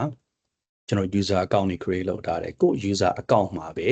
ဒီ storage account ကိုပြန်ပြီးတော့ create လုပ်ရတယ်ဆိုတဲ့သဘောတရားပေါ့နော်အဲ့တော့ဒီသဘောတရားကိုကျွန်တော်တို့ကသူ့ရဲ့ဒီ creation process ပေါ့နော် deployment process ပြီးပြီဆိုရင်ကြည့်လို့ရတာကဒါဒီကျွန်တော်တို့ရဲ့ဒီ storage account ပေါ့နော်ကျွန်တော် account အောက်က storage 2025ဒီ2025-05 test ဆိုတဲ့ storage account ပေါ့နော်ပြီးတော့မှဒီသူနဲ့ပတ်သက်တဲ့ blob တွေ file တွေကိုblob service နဲ့ file service ကို create လုပ်တာအဲ့တော့ဒီကနေတန်းသွားလို့ရတယ်ဟုတ်တယ်နော်ဒါမှမဟုတ်လို့ရှိရင်ကျွန်တော်တို့ကဟိုအစားကနေဆိုကြပါစို့ storage account သွားအဲ့တော့ခုနလေးတွေကမှကျွန်တော် create လုပ်လိုက်တဲ့ storage 2025-05 test ဆိုတဲ့ account ကိုကျွန်တော်တို့ဝင်ချလိုက်မယ်ပေါ့နော်အဲ့ဒါဝင်ပြီဆိုလို့ရှိရင်ကျွန်တော်ထုံးစံတိုင်းပဲပုံမှန်မြင်နေရတဲ့ overview ကိုကျွန်တော်တွေ့ရမယ်ပေါ့နော်အဲ့တော့အဲ့ overview ကိုကျွန်တော်ကြည့်လိုက်မယ်ဆိုလို့ရှိရင်ဒါကျွန်တော်ခုနပြောသလိုပဲGP general purpose v2 ပေါ့နော်အဲ့ဒါတွေရှိမယ် Southeast Asia ဆိုတာကျွန်တော်တွေ့ရမယ်ကျန်တဲ့အားတွေပါရှိလဲဆိုလို့ရှိရင်ဒီမှာကျွန်တော်တို့ခုနသတ်မှတ်ထားတဲ့ setting တွေတွေ့ရမယ်အဲ့တော့ဒီမှာတစ်ခု mention ခေါ်ချင်တာပါရှိလဲဆိုလို့ရှိရင်ဒီဘက်ကဒီဘက်က navigation bar မှာဆိုလို့ရှိရင်ကျွန်တော်တို့က setting ဆိုတဲ့အောက်မှာကျွန်တော်တို့ configuration ဆိုတာရှိတယ် excuse me အဲ့တော့ configuration အောက်မှာဆိုလို့ရှိရင်ကျွန်တော်တို့လုပ်ခဲ့တယ်ခုနဒီ secret transfer ကိုကျွန်တော် enable လုပ်ထားတယ် blob ကို anonymous access ကိုကျွန်တော် allow လုပ်တဲ့ဟာကျွန်တော် enable လုပ်ချင်တာဒီမှာလာလုပ်လိုက်လို့ရတယ်အဲ့တော့ကျွန်တော်တို့ဒီ storage account key access ကိုလည်း enable disable လုပ်လို့ရတယ်သူ့မှာရှိတဲ့ option တွေကိုဒီမှာကျွန်တော်လာပြင်လို့ရတယ်ပေါ့နော်အဲ့တော့ဒီမှာ hot cold cool အစားရှိတဲ့ဟာတွေခုနပြောသလိုပဲဒီ access tier နဲ့ပတ်သက်လို့ကျွန်တော်တို့ကဒီမှာ detail လာကြည့်လိုက်လို့ရတယ်ပေါ့နော်အဲ့ဒါမျိုးလေးတွေရှိမယ်အဲ့ကျွန်တော်တို့ကဘာရှိမလဲဆိုတော့အခုဒီ storage browser ဆိုတဲ့နေရာကိုတွားလိုက်မယ်ဆိုလို့ရှိရင်သူ့ရဲ့ storage account ထဲမှာရှိတဲ့ဒီ option တွေပေါ့နော်ကျွန်တော်တို့မှာ blob containers တွေကျွန်တော်တို့စောက်လို့ရတယ် file shares အောက်ကကျွန်တော်တို့စောက်လို့ရတယ် queues တွေစောက်လို့ရတယ် tables တွေကျွန်တော်တို့စောက်လို့ရတယ်ပေါ့နော်ဒီနေ့တော့ကျွန်တော် focus လုပ်ချင်တာကဒီ blobs container ကို focus လုပ်ချင်တာအဲ့တော့ဒီမှာဒီ add container ဆိုတဲ့ဟာလေးကိုနှိပ်လိုက်မယ်အဲ့တော့ဒီဘက်ကနည်းနည်းနေရာကျင်းလာတယ်နော်ဒါလေးလုပ်လိုက်မယ်အဲ့တော့ name လေးတစ်ခုပေးလိုက်ရအောင်ကျွန်တော်တို့ကဒီမှာအဲ့တော့ကျွန်တော်အများတန်းပေါ့နော်ဒီကိစ္စကို demo လုပ်ပြတယ်ကျွန်တော်ပြောတာကြတော့ကျွန်တော်ဆိုလို့ရှိရင်အရင်ပြင်းတယ်ဒါပေမဲ့လည်းလုံရင်းလုံနေကျွန်တော်မှတ်မိသွားတာပေါ့နော်ဒါပေမဲ့စာမွေးတွေပါဖြေမယ်ဒီ interview တွေမှာပေါ့နော်ကိုနိုင်ချွတ်မေးတတ်တဲ့ဒီ HR manager ရောမေးချင်မှမေးမှာပေါ့နော်ကို dev manager တွေ hiring manager technical manager တွေကမေးတတ်တာဒီလိုဟာမျိုးမှာဆိုလို့ရှိရင်ဘလို့ဒီ naming rules တွေရှိလဲဆိုကျွန်တော်တို့ကletter ဆိုလို့ရှိရင် lower case ဆိုတာ number တွေသုံးလို့ရ hyphen သုံးလို့ရဟုတ်တယ်နော်ဒါပေမဲ့ letter သုံးဖို့ number နဲ့စာမယ်ပြီးပြီဆိုလို့ရှိရင် hyphen ကြတော့ဒီဟိုပေါ့နော်တစ်ခုပြီးရင်တခြားဟာလာပေါ့နော် hyphen နှစ်ခုစတိုက်လုပ်လို့မရအောင်အစားရှိသည်ဖြစ်ပေါ့နော်အဲ့လိုမျိုးလေးတွေကိုကျွန်တော်တို့မေးတတ်တဲ့ manager တွေရှိရဆိုလို့ရှိရင်ကိုကတော့အလွတ်ချက်ထားလိုက်တာကောင်းတယ်ဒါမှမဟုတ်ရှင်အလုံးမှာဆိုရင်ရှင်းပါတယ်ကိုကြိုက်ထည့်လိုက်မှားနေရဆိုလို့ရှိရင်သူကတခါတည်းဒီ user input ကို validate လုပ်ပေးတဲ့အတွက်ကြောင့်မလို့တိတ်ခက်ခဲကြီးတော့မရှိဘူးပေါ့နော်အဲ့လိုမျိုးလေးဖြစ်နိုင်မယ်အဲ့တော့ကျွန်တော်ကဒီမှာဆိုလို့ရှိရင်ဒီ container ကျွန်တော်ရဲ့ဒီ storage account အောက်မှာ container ကိုကျွန်တော် create လုပ်ချင်တာအဲ့တော့တစ်တာပေါ့နော်တစ်တာတစ်လုံး container တစ်လုံးကိုကျွန်တော် create လုပ်ချင်တာဖြစ်တဲ့အတွက်ကြောင့်မို့ကျွန်တော်ရိုးလေးပဲကိုရ2025ဒီ9လပိုင်း G3 ဆိုပြီးတော့ကျွန်တော် create လုပ်လိုက်မှာအဲ့တော့ advanced ကိုကြည့်မယ်ဆိုလို့ချင်းဘာမှ trade to ကျွန်တော်ပြင်ချင်တာမရှိဘူးပေါ့နော်အဲ့တော့ဒါကို let's go ahead and create it ဒါတော့မြင်လိုက်မယ်ပေါ့နော်အဲ့တော့ဒီမှာသူ create လုပ်ပြီးသွားပြီပေါ့နော်အဲ့တော့ create လုပ်ပြီးတော့ကျွန်တော်ဝင်ကြည့်မယ်ဘာရှိတယ်ဘာမှတော့မရှိဘူးပေါ့နော်အဲ့တော့ဒီဒီမှာဟုတ်ပြီအဲ့တော့ဒီမှာဆိုလို့ရှိရင်သူနဲ့ပတ်သက်တဲ့ container properties တွေကျွန်တော်တို့ဝင်ကြည့်လို့ရတယ်ဟုတ်တယ်နော်အဲ့တော့ဒါကတော့ဒီ URL ပေါ့နော်သူ့ကို detail ဝင်ပြီးတော့ access လုပ်ချင်လားအဲ့တော့သူနဲ့ပတ်သက်တဲ့ခုနပြောသလိုကျွန်တော်တို့ကဒီ access တစ်ခုပေးချင်တယ်ဆိုလို့ရှိရင် shared access signature ပေါ့နော်အဲ့တော့ SAS ကိုပေးချင်လားပြီးရင် access policy define လုပ်ချင်လားပြီးပြီဆိုလို့ရှိရင်ကျွန်တော်တို့ lease ပေါ့နော် lease ကို acquire လုပ်ခြင်း break လုပ်ခြင်းတွေကိုဒီမှာပါတစ်ခါတည်းလုပ်လို့ရတယ်ဒါတွေကတော့အရင် details ဆန်เนาะကျွန်တော်ပေါ်ပါ example တစ်ခုကိုကျွန်တော်လုပ်ပြရမယ်เนาะဒီမှာအဲ့တော့ကျွန်တော်တို့ကဒီ cloud training cloud training 2025G3 ဆိုတဲ့ container ထဲမှာကျွန်တော်ဘာလုပ်ချင်လဲဆိုတော့ directory တစ်ခုကိုကျွန်တော်လုပ်လိုက်နော် directory က boundary to mode test 01ဆိုတဲ့ directory လေးကိုကျွန်တော်လုပ်လိုက်နော်အဲ့တော့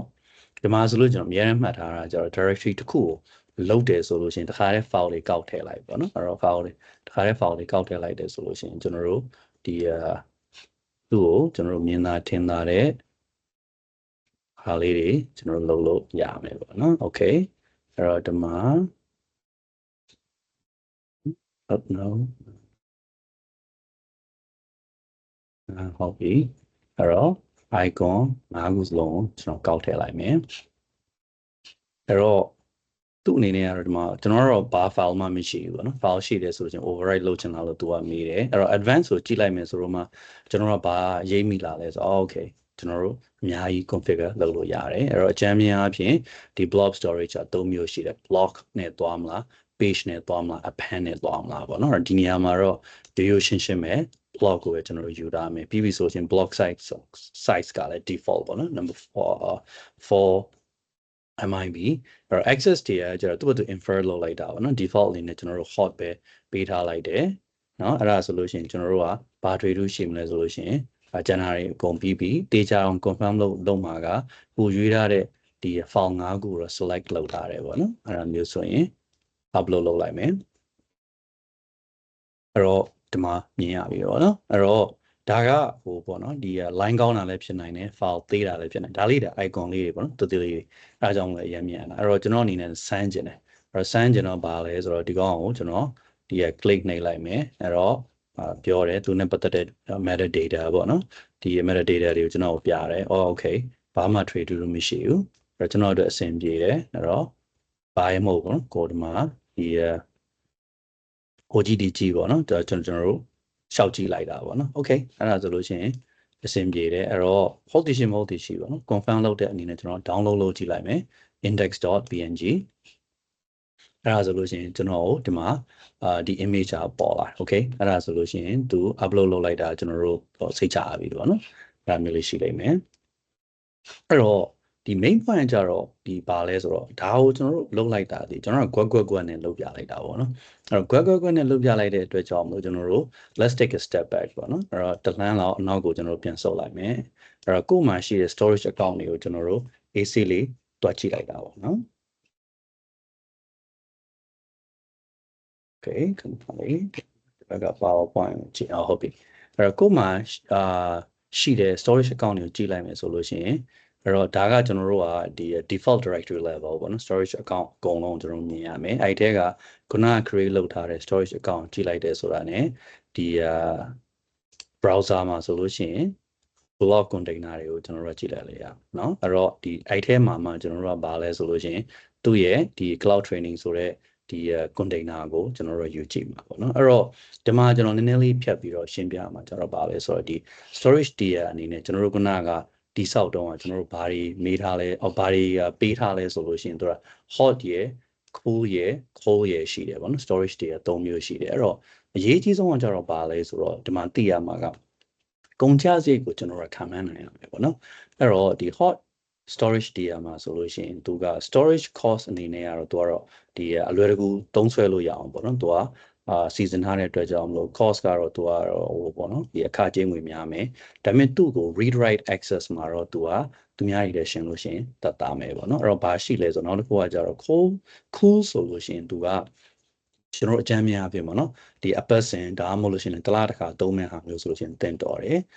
ဘယ်နေရာတွေမှာသုံးလဲဆိုရင်တော့ကျွန်တော်တို့က backup လုပ်တဲ့နေရာတွေမှာဒီ older documents တွေမှာတင်တော်တယ်ခုန hot storage ကကြတော့ဒီချက်ချင်းယူချက်ချင်းသုံးပုံမှန်လေးကိုသူ့ကိုကင်တွယ်နေရမယ်ထိတွေ့နေရမယ်ဟာတွေမှာအရေးကြီးတယ်ပေါ့နော်အဲ့တော့ဒီဘာကိုကျွန်တော်တို့မှတ်ထားတင်လဲဆိုတော့ cool storage တွေမှာဆိုလို့ရှိရင်ဒီသူ့ရဲ့ဒီ storage cost က NLE နည်းမယ်ဒါပေမဲ့သူ့ရဲ့ access ပေါ့နော်သူ့ကို read write လုပ်တဲ့ access မှာတော့ကျွန်တော်တို့က cost ကတော့မြင့်တက်လာမယ်နောက်ဆုံးကကျတော့ပါလဲဆိုတော့ cold storage tier ဆိုလို့ရှိရင်အဲ့ဒီဥစ္စာကကျွန်တော်တို့ကဆိုကြပါ3လတစ်ခါပေါ့6လတစ်ခါပေါ့တစ်နှစ်တစ်ခါပေါ့ဒါတွေကကျွန်တော်တို့ကဒီဒါကိုထိမ့်သိမ်းထားမယ် archive လုပ်ထားမယ်ဆိုတဲ့သဘောတရားပေါ့နော်အဲ့တော့ဒီနိုင်ငံသီးသီးမှာသတ်မှတ်ထားတဲ့ regulation တွေရှိတယ် compliance တွေရှိတယ်အဲ့ဒါတွေကဘာလို့ long term backup အတွက် compliance တွေပေါ့နော်အဲ့တော့ အဲ့တော့တစ်နှစ်စာ3နှစ်စာဒီ accounting data တွေ4-5နှစ်စာကျွန်တော် project data တွေသိမ်းထားမယ်တောင်းရှိတယ်ဆိုလို့ရှိရင်9နှစ်အထိပေါ့နော်9နှစ်အထိပေါ့သိမ်းထားမယ်ဆိုလို့ရှိရင်ဒါတွေကိုကျွန်တော်တို့ cold storage tier မှာထားရလို့ရတယ်အရေးကြီးဆုံးအချက်ကပါလဲဆိုတော့သူကကြတော့ဒီ cold storage tier ဆိုလို့ရှိရင် cost ကတော့ထိမ့်သိမ့်တဲ့အခါဖိုးကတော့နည်းတယ်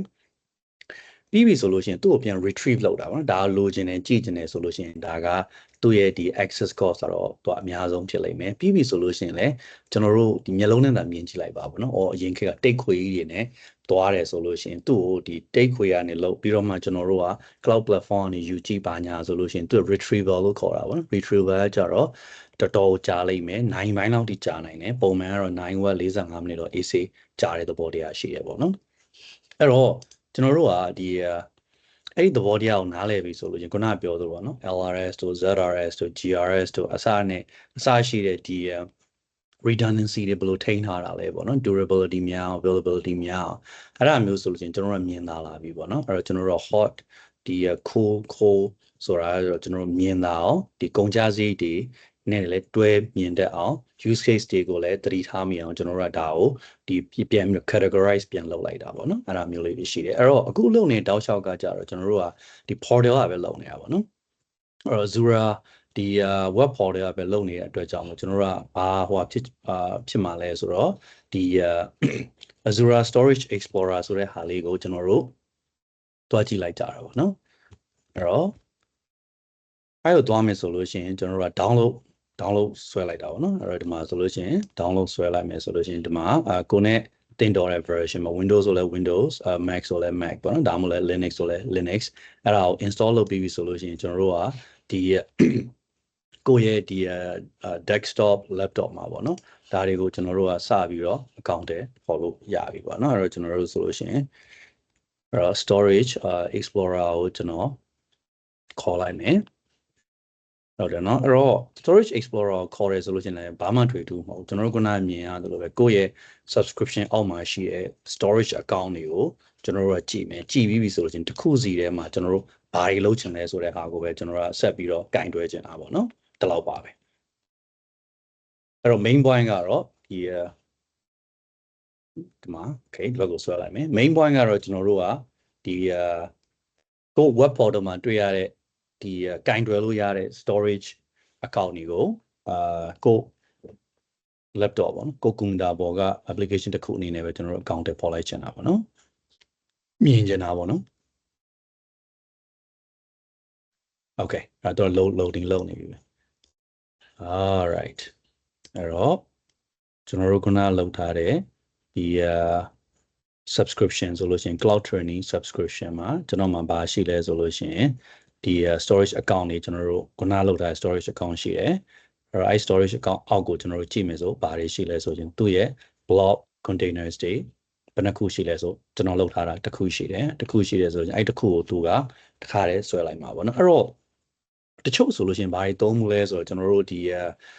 SFTP client လို့ပဲပြောရမှာပေါ့နော်ဒီ file transfer protocol မှာ securely လုပ်တာပေါ့နော်အဲ့တော့ SFTP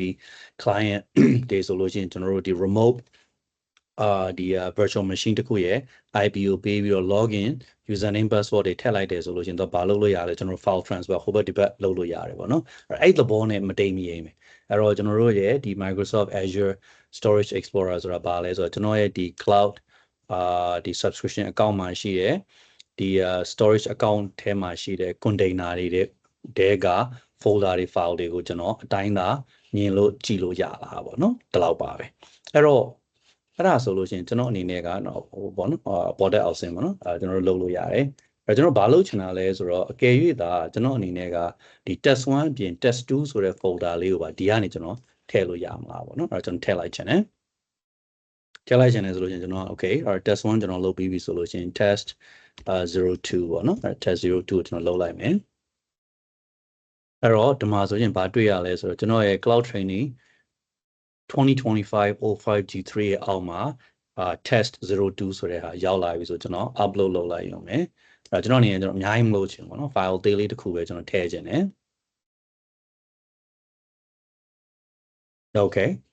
file ကို select လုပ်လိုက်မယ်ပေါ့နော် file select လုပ်လိုက်မယ်ဆိုလို့ကျွန်တော်ဒီတစ်ခေါက်ပါလို့ချင်လဲဆိုတော့အလံလေးတစ်ခုထည့်လိုက်မယ်နော်အဲကျွန်တော် Singapore အလံ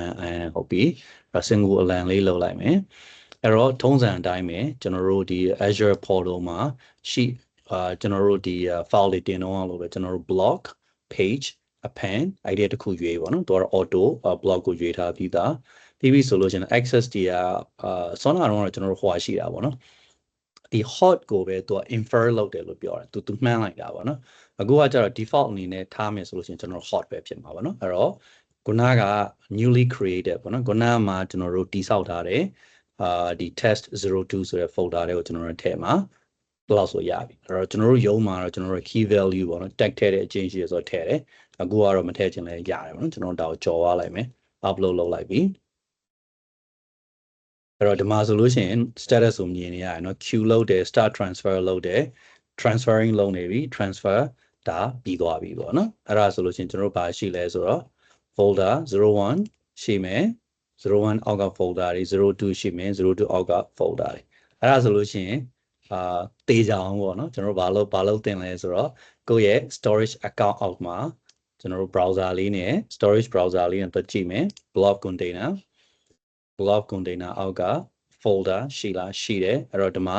ဒီ file ရောက်လာပြီပေါ့နော်တေးကြအောင်ကျွန်တော်တို့ဘာလုပ်ချင်လဲဆိုလို့ရှိရင်ဒါလေးကိုဝင်ကြည့်လိုက်မယ်ဟုတ်တယ်သူ metadata တွေဒီမှာကျွန်တော်တို့ပြလာပြီကျွန်တော် download ဆွဲလိုက်မယ်ဖွင့်ကြည့်မယ် Singapore အလံကျွန်တော်တို့မြင်ရပြီပေါ့နော်အဲ့တော့ကျွန်တော် confirm လုပ်ပြီးသွားပြီဒီမှာအဲ့ဒါဆိုလို့ရှိရင်ကျွန်တော်တို့ဘာလေးဆက်လုပ်ချင်လဲဆိုတော့ဒီဟိုပါပေါ့နော်ဒီ web portal ကနေကျွန်တော်တို့ဒီupload လုပ်တယ်ပြီးရင် download လုပ်တယ်ပြီးပြီဆိုလို့ရှိရင်ဒီ Azure ရဲ့ဒီ storage browser ကနေကျွန်တော်တို့ upload လုပ်တယ်เนาะခုန download လုပ်တယ်ဆိုတော့ကျွန်တော်တို့ဝင်ကြည့်တာပေါ့နော်ဝင်ကြည့်ရယ် file တွေကိုကျွန်တော် access လုပ်လို့ရတယ်အဲ့ဒါကိုကျွန်တော်တို့တေးကြပြီဆိုလို့ရှိရင်နောက်တနည်းကကျတော့ပါလဲဆိုတော့ကျွန်တော်တို့အနေနဲ့ဒီမှာရှိတဲ့ file တွေကရှိတဲ့ folder တွေပေါ့နော်ပုံမြင်အောင်ဒီပေါ်လုပ်လိုက်မယ်အဲ့ဒါကိုကျွန်တော်တို့တခြားနည်းတွေနဲ့ရောကျွန်တော်တို့ဘယ်လိုကြည့်လို့ရလဲပေါ့နော်အဲ့တော့ကျွန်တော် URL သူကဒီမှာပေးထားပြီးသားအဲ့တော့ URL ကိုကျွန်တော်တို့နှိပ်ပြီးတော့ဝင်ကြည့်လိုက်ချင်တယ်နော်အဲ့တော့ဒီမှာဆိုလို့ရှိရင်ကျွန်တော်တို့ access ပေးမှာမဟုတ်ဘူးပေါ့နော်အဲ့တော့အရေးကြီးဆုံးချက်ကကြတော့ပါလဲဆိုတော့ကျွန်တော်တို့ဒီမှာကြည့်လိုက်မယ်ဆိုလို့ရှိရင်ဒီစာသားဒီနာမည်လေးပေါ့နော်စာသားဆိုတာအဲ့တော့ storage 2025-05 test ဆိုတဲ့ဟာကကျွန်တော်တို့ဘယ်နားမှာမြင်ဘူးလဲဆိုလို့ရှိရင်ကျွန်တော်တို့နာမည်ပေးထားတဲ့ storage account ရဲ့နာမည်ပေါ့နော်အဲ့ဒါရှိမယ်ပြီးရင်အဲ့ထဲမှာကျွန်တော်တို့ကပါလဲဆိုတော့ဒီဥစ္စာကဘာဖြစ်သွားမလဲဆိုတော့ cloud training ဆိုတဲ့ကျွန်တော်တို့ရဲ့ container ဖြစ်သွားမယ်ပေါ့နော်အဲ့တော့ဒီမှာဒါကျွန်တော်တို့ရဲ့ဒီ container container တွေကမှ folder တွေကမှ file ပေါ့နော်အဲ့တော့ကျွန်တော်တို့ရဲ့ဒီ storage account နော်ကျွန်တော်တို့ရဲ့ storage container ဟုတ်တယ်နော် sorry ကျွန်တော်တို့ရဲ့ဒီ storage ဟုတ်တယ်ပြီးတော့မှcontainer တွေမှာ folder ပြီးတော့မှ file ပေါ့နော်အဲ့တော့ကျွန်တော်တို့သိကြအောင်ဒီကဒါ anonymous access ကိုကျွန်တော်တို့ဆန်းတယ်ပေါ့ရလာပေါ့အဲ့တော့ folder level မှာကျွန်တော်တို့ရလားမရဘူးဘယ် level ထိရလဲပေါ့နော်ကျွန်တော်တို့ဆန်းလိုက်ချင်တာရမရအောင်တေးကြတယ်ပေါ့နော်အဲ့တော့တစ်ဆင့်ကိုသူ့အနေနဲ့ကကျွန်တော်တို့ကိုဒီ access ကို anonymous နဲ့ရစရာအကြောင်းကိုမရှိဘူးပေါ့နော်ဒါကို confirm လုပ်လိုက်တာအဲ့ဒါဆိုလို့ချင်းကျွန်တော်တို့ကကဲဟုတ်ပြီဒီအသေးဆုံးနော်ဒီ unit တစ်ခုဖြစ်တဲ့ကို့မှာရှိတဲ့နော်ကျွန်တော်အစားဆုံးပြန်ပြောမယ်နော်ကျွန်တော် storage account တွေကဟုတ်တယ်နော် container တွေက folder တွေက file တစ်ခုပေါ့နော်အဲ့တော့ဒီမှာကျွန်တော်တို့ပြန်သွားမယ်ဆိုလို့ရှိရင်အဲ့တော့ storage account တွေက container တစ်ခုတည်းက folder တစ်ခုတည်းက file တစ်ခုပေါ့နော်ကျွန်တော် access လုပ်ဖို့ကြိုးစားတယ်မရဘူးဆိုလို့ရှိရင်ကျွန်တော်ကဘာလုပ်ချင်လဲဆိုတော့ okay အဲ့ဒါဆိုလို့ရှိရင်ငါတို့ဘယ်လိုနည်းနဲ့များ access လုပ်ရမလဲဆိုလို့ရှိရင်သူတို့ကဆိုတော့ Azure မှာပေါ့နော်အဲ့တော့ကျွန်တော်တို့ SAS ဆိုတဲ့ဟာကိုကျွန်တော်တို့ create လုပ်လိုက်လို့ရ generate လုပ်လိုက်လို့ရအဲ့တော့ SAS ဆိုတာဘာလဲဆိုတော့ shared access signature ပေါ့နော်အဲ့တော့အရေးကြီးဆုံးကကျတော့ဘာလဲဆိုတော့ကျွန်တော်တို့ကဒီလိုဟာမျိုးတွေဆိုလို့ရှိရင်ကျွန်တော် token နဲ့သွားတာများတယ်ပေါ့နော်အဲ့တော့ token ဆိုတာဘာလဲဆိုတော့အလွယ်တကူကတော့ token ဆိုတာဒီအမှတ်အသားတစ်ခုကိုကျွန်တော်တို့ကိုကပ်ပြီးတော့ထည့်ပေးလိုက်တာကိုပြောတာအဲ့တော့ကျွန်တော်တို့ကခုနကဒီ URL ကိုသွားရဲဆိုရင်ဒီ URL မှာကျွန်တော်ဒီ URL အတိုင်းပဲသွားလိုက်တာပေါ့နော်အဲ့တော့သူ့အနေနဲ့ကမင်းမှာဘာလဲလို့မင်းကျွန်တော်ဘာမှမပါဘူး အဲ့တော့ဒီမှာဒီ generate SAS ဆိုတဲ့သဘောတရားပါလဲဆိုတော့ကျွန်တော်တို့ရဲ့ဒီ URI ထဲမှာပေါ့နော် URL ထဲမှာထည့်မဲ့ token information တွေပါထည့်လိုက်တယ်ဆိုလို့ရှိရင်ဒီ system အနေနဲ့ပေါ့နော် server အနေနဲ့ okay မင်းကဒီ resource ကိုတော့မင်းယူချင်တာ URI ကိုမင်းကြည့်ချင်တာဒါပေမဲ့မင်းမှာဘာ token တွေပါတိုင်းပါတယ်ဆိုလို့ရှိရင်မင်းကပြလိုက်မယ်ပေါ့နော်အဲ့တော့အကယ်ပါတဲ့ information တွေအဆင်မပြေဘူးဆိုလဲမပြဘူးပေါ့နော်ဒါပါပဲအဲ့တော့အဲ့ဒီဥစ္စာကိုပဲကျွန်တော်ဘယ်လိုတိဆောက်လို့ရလဲဆိုလို့ချင်းဒီမှာ signing key က key 1 key 2ပေါ့နော်ကျွန်တော်တို့ပထမဆုံးဟာလေးကိုလုပ်လိုက်မယ်နော်ပြီးပြီဆိုလို့ရှိရင်တကယ်လုံးတင်လုံးထိုက်တာကကျွန်တော်တို့မှာ stored access policy ဆိုတာရှိတယ်เนาะကျွန်တော်တို့ set up မလုပ်ရသေးဒါနည်းနည်းဒီလက်ဝင်လို့ပေါ့เนาะဒါပေမဲ့တကယ်ဒီကျွန်တော်တို့staging တို့ production တို့เนาะတကယ် live server တွေတွားမယ်ဆိုလို့ရှိရင်ဒီလိုနေရာမှာကျွန်တော်တို့သုံးတင်တယ်အဲ့တော့ဒီနေရာမှာတော့ကျွန်တော်တို့အကြမ်းမြင်အပြင်ကျွန်တော်ဖတ်ချင်တာဘာမှ trade လုပ်ခွင့်မပေးချင်ဘူးဆိုလို့ရှိရင်ကျွန်တော် permission က read ပဲဒီမှာတေချာကြည့်မယ်ဆိုလို့ရှိရင်တော့ပုံမှန် read write ဆိုတာတွေထက် excuse me ကျွန်တော်တို့ပါလဲဆိုတော့ delete ဆိုတဲ့ဟာရှိသလိုကျွန်တော်တို့ permanent delete ဆိုတဲ့ဟာတွေလည်းရှိတယ်အဲ့တော့အခုကကြတော့ကျွန်တော်တို့ကဒီ browser ကနေ URL နဲ့သွားရဲဆိုတာ very simple နောက်ပိုင်းကြလို့ရှိရင်ကျွန်တော်တို့ programmer တယောက်အနေနဲ့ဒီ blob storage ထဲမှာရှိတဲ့ file တွေ folder တွေကိုသူ့အနေနဲ့ access လုပ်ချင်တယ်ဆိုလို့ရှိရင်ပို့ပြီးတော့ detail ကြတဲ့ဒီ privilege တွေ permission တွေသူလိုအပ်တယ်ပေါ့နော်အဲ့တော့ပြောရမလို့သူ့ရဲ့ဒီ blob ရဲ့ life cycle မှာကျွန်တော်တို့ဘာတွေလုပ်ချင်တာလဲဆိုတဲ့သဘောတရားပါလာတာပေါ့နော်အဲ့တော့အကြမ်းမြင်အဖြစ်တော့ကျွန်တော်တို့ကဒါကိုတိတ်အများကြီးမပေးချင်ဘူးကျွန်တော် SAS နဲ့ပတ်သက်တဲ့ best practice မှာတော့ထပ်ပြီးရှင်းပြမယ် main point တော့ကျွန်တော်တို့ပေါ့နဲ့